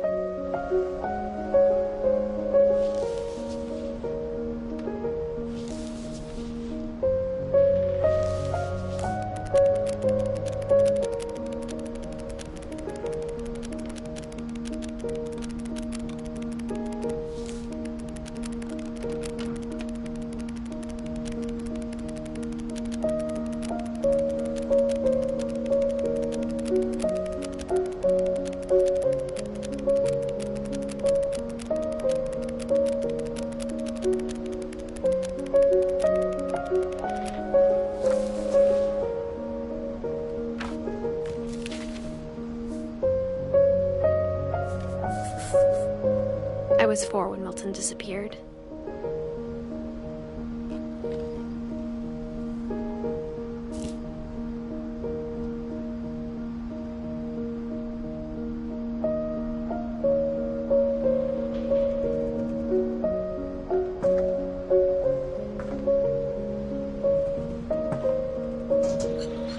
Mom spent months searching for my brother.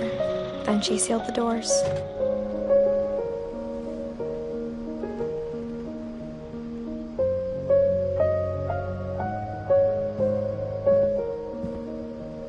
Whatever Milton had found in the house, Mom didn't want it getting out.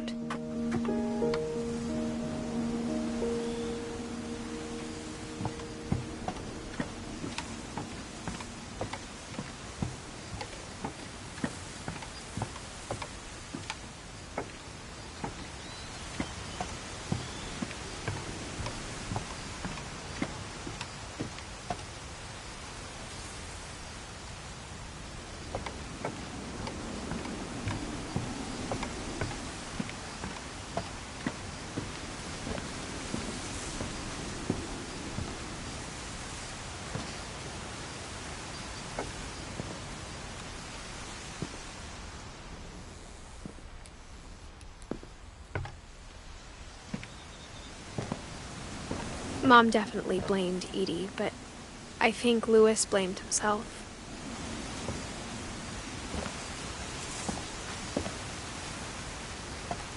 After he graduated, he just spent more and more time in his room, until Mom got him a job at the cannery.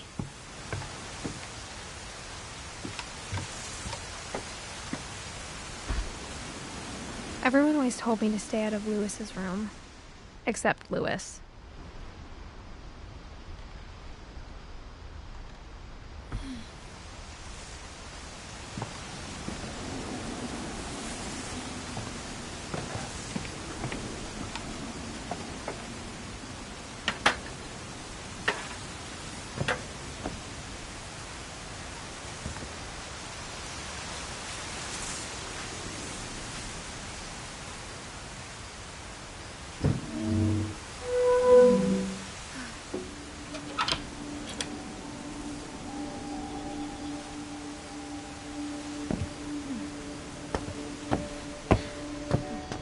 Louis's room smelled very, very familiar. That part of him lived on.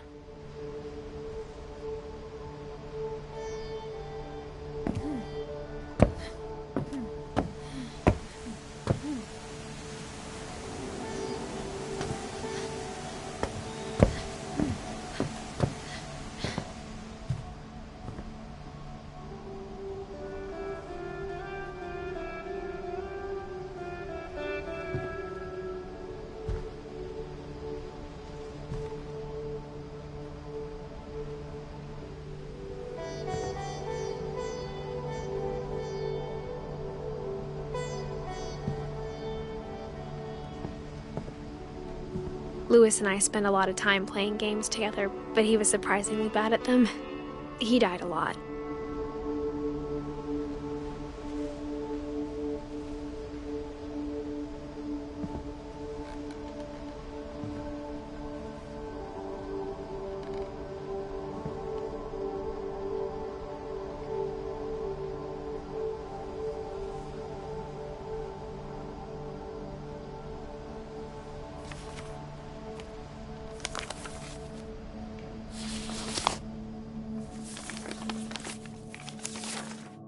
Dear Mrs. Finch, as Louis's psychiatrist, I can understand your desire for an explanation. As I see it, the trouble began in January, shortly after we convinced your son to seek treatment for substance abuse. Newly sober, I believe Louis first noticed the monotony of his daily life.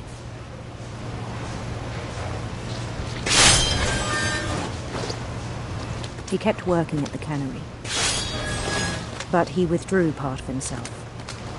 In our sessions, I saw the same behavior.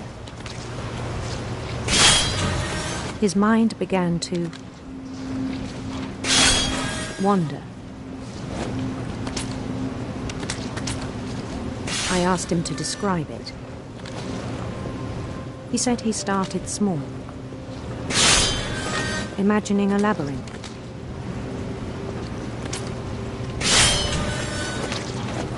He'd feel his way about.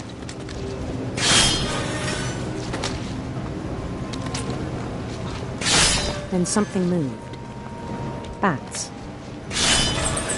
And toads.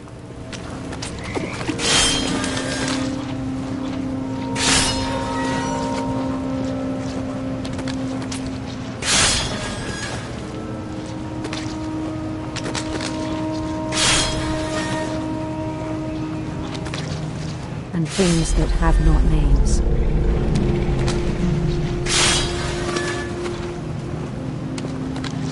He knew it was all in his head.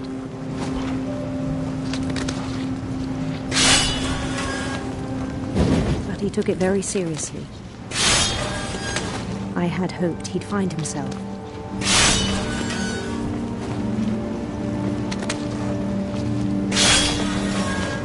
But he found something more.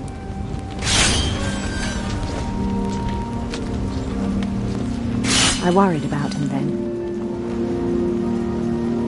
Daydreaming at the cannery.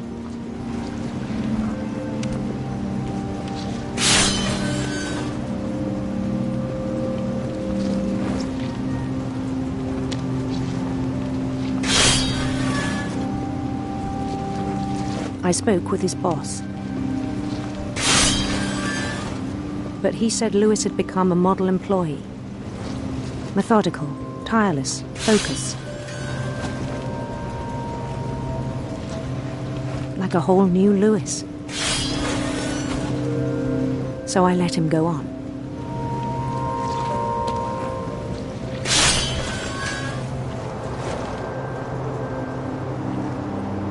I even encouraged him. It seemed very promising at first. He told me he'd made a new friend.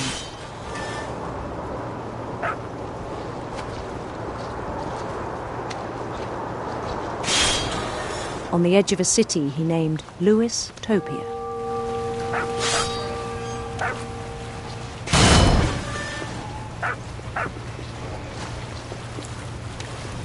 He built the city up slowly, brick by brick. Then he made musicians.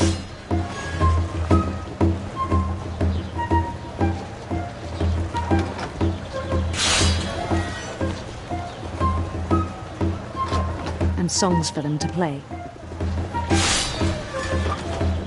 He talked about starting a band. And he was always humming something. Every day his imagination grew stronger.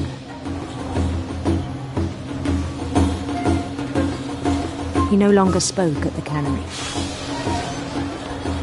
But his chopping was as reliable as ever. Then one day it struck him that all the cheering crowds, even the stones under his feet, were all in his imagination.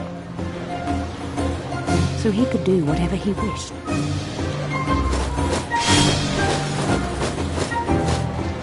He held an election for mayor. And he won. They begged him to stay, but his mind was already wandering. It became a game for him.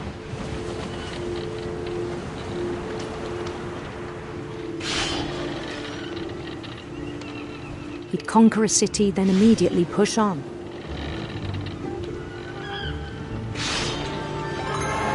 New Louisville.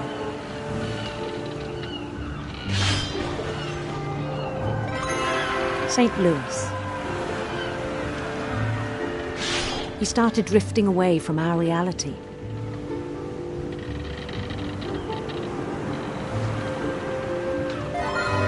Minneapolis.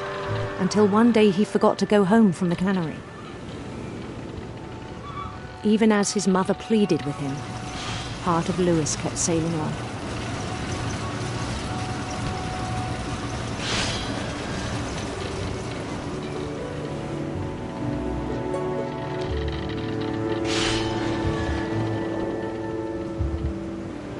In Lewisburg, he heard rumors of a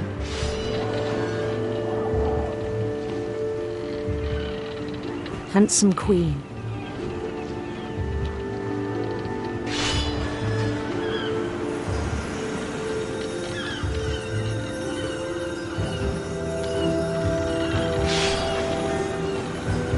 The queen was on her own quest for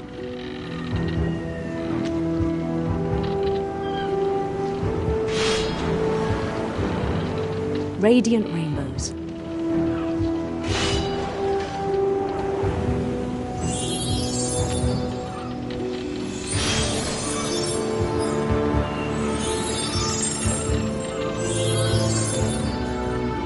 He followed the sound of her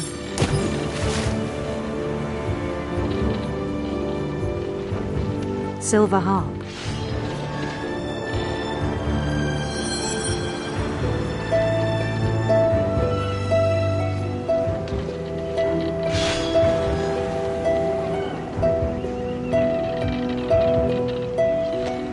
His chase led him to a golden palace east of the sun and west of the moon. Even then, his logic remained sound.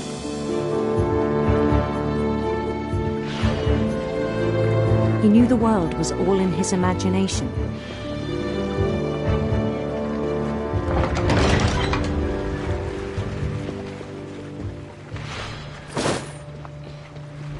but he was so proud of having created it.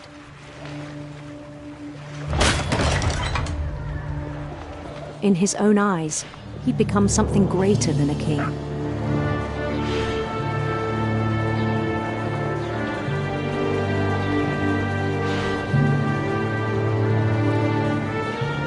For someone who'd never known success in the real world, I think it was overwhelming.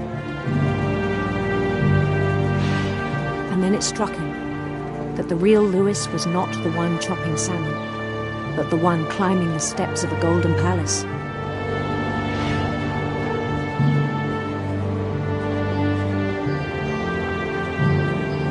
My imagination is as real as my body, he told me. It was hard to argue with him.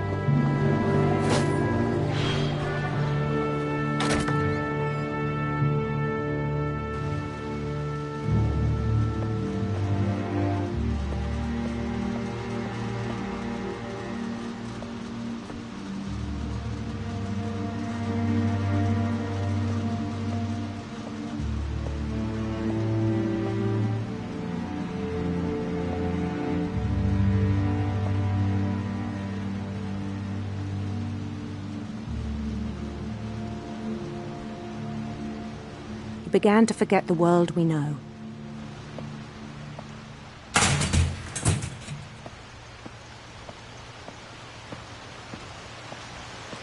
I think it pained him to remember Louis, the cannery worker.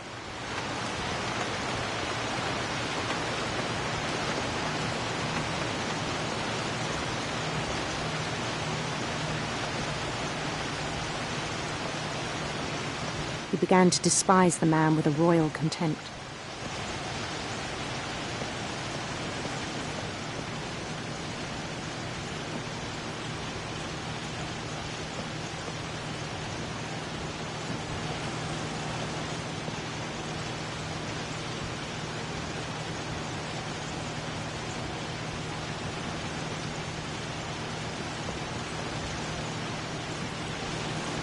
I still thought I could save him.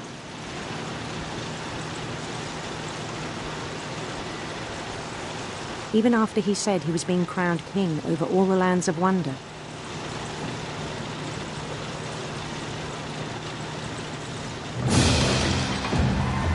The palace would be packed with his companions.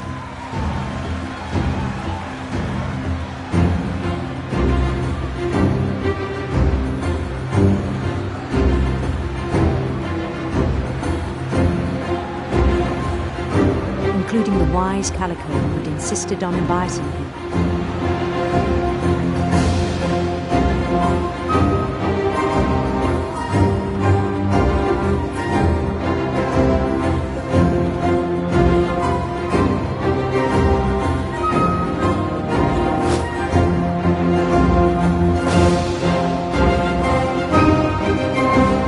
His queen waited, holding his crown.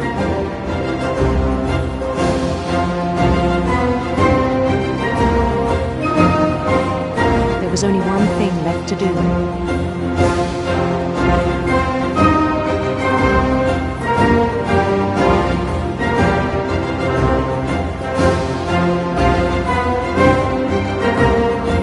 Bend down his head.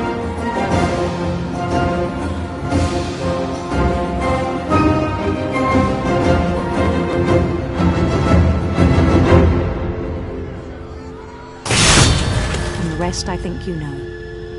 Mrs. Finch, your son was a kind man who will be missed by all of us who knew him.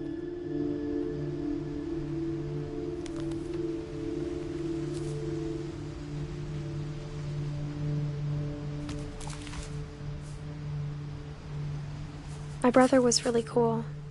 I wish you could have met him.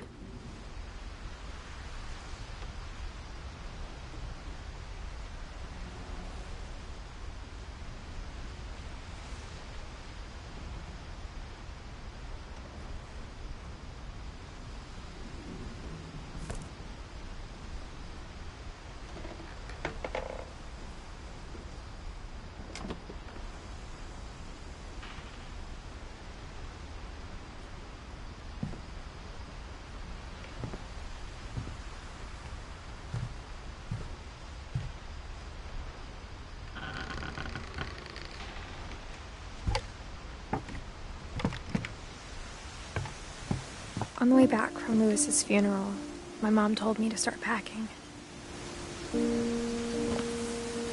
She waited until the day before we left to tell Edie.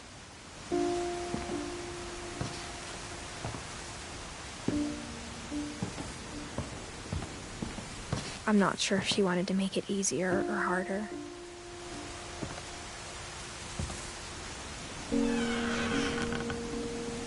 I wish we'd stayed.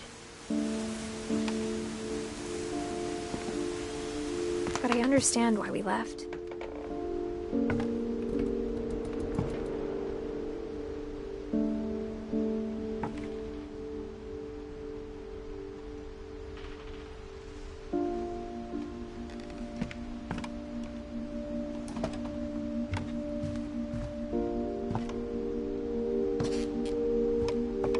What happened that night had been coming for a long time. Maybe it should have come sooner.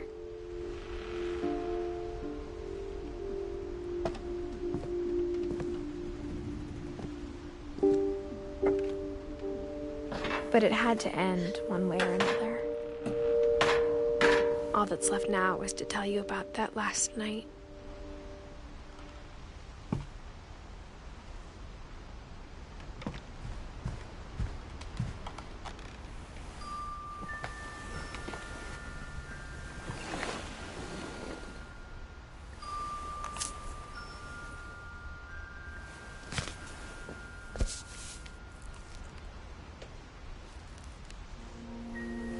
That whole last day, Edie just watched us pack and didn't say a word.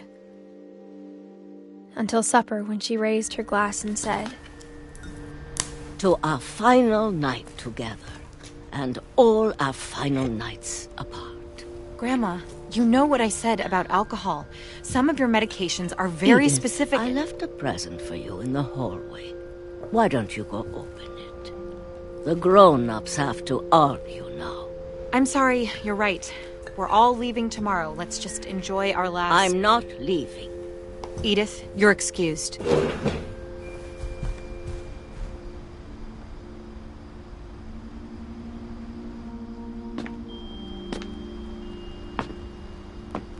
The power had been shut off that morning, but Edie always had plenty of candles. When my mom sealed the library, I don't think she knew about the other entrance. Or that Edie had a key to it.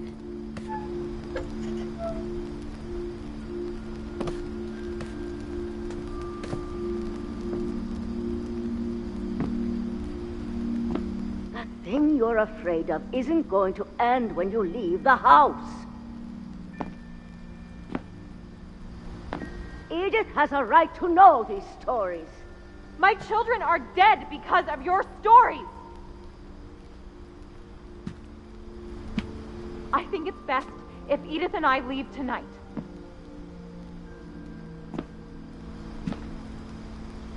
We'll have the nursing home send a van for you in the morning, okay?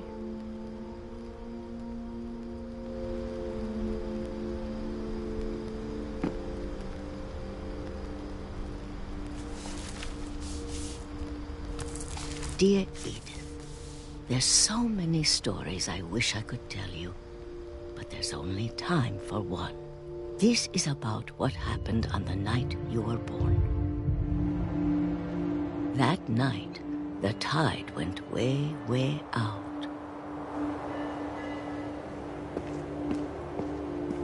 It was the first and last time I ever saw the old house aground. There'd been an earthquake out in the middle of the ocean. They called it the lowest tide in 1,000 years. God, it smelled awful.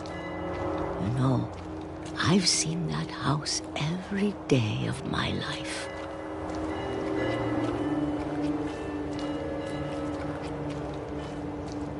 But I never thought I'd go back to it. When the fog rolled in, I lost my way.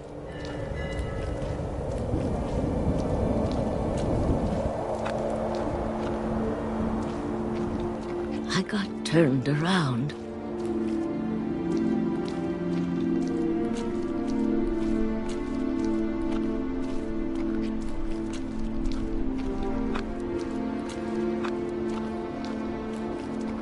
For a while, I wondered.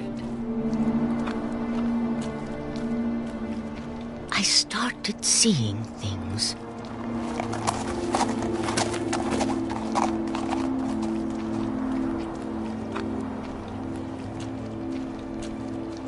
Things I'd forgotten had ever existed.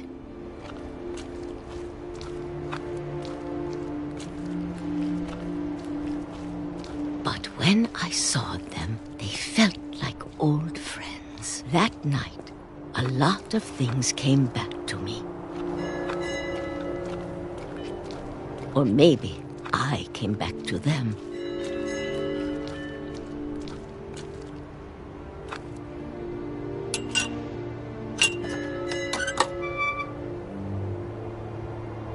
Things I can't explain, but that I need you to try and... Edith, what are you doing in here?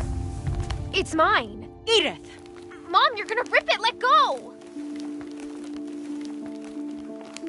I kicked and screamed, but Mom dragged me to the car.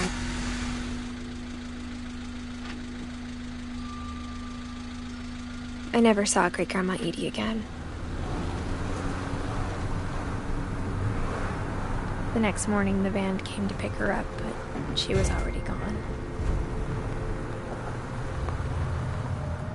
After that, we moved around a lot.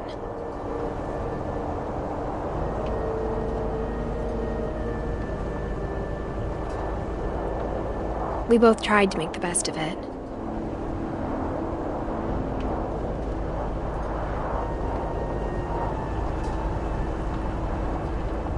A few years went by.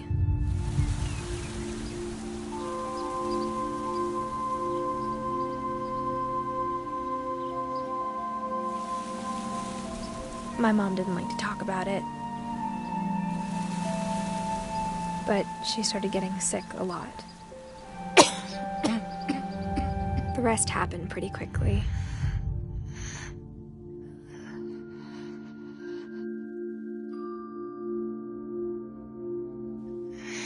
She got better for a while, and then she didn't.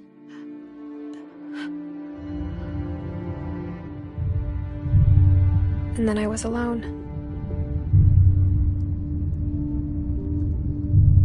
The last Finch left alive.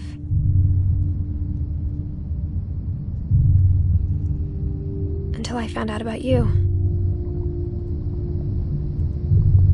I'm still not sure what to tell you about all this. If we lived forever, maybe we'd have time to understand things. But as it is, I think the best we can do is try to open our eyes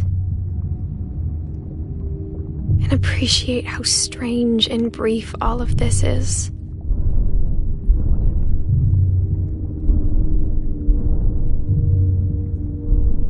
This journal was supposed to be for you.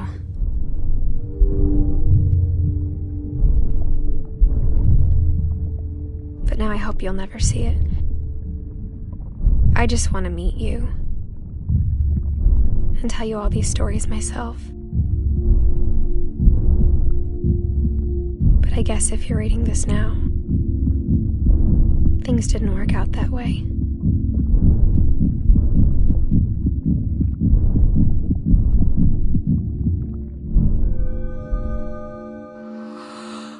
This is where your story begins. I'm sorry I won't be there to see it. It's a lot to ask, but I don't want you to be sad that I'm gone. I want you to be amazed that any of us ever had a chance to be here at all. Good luck.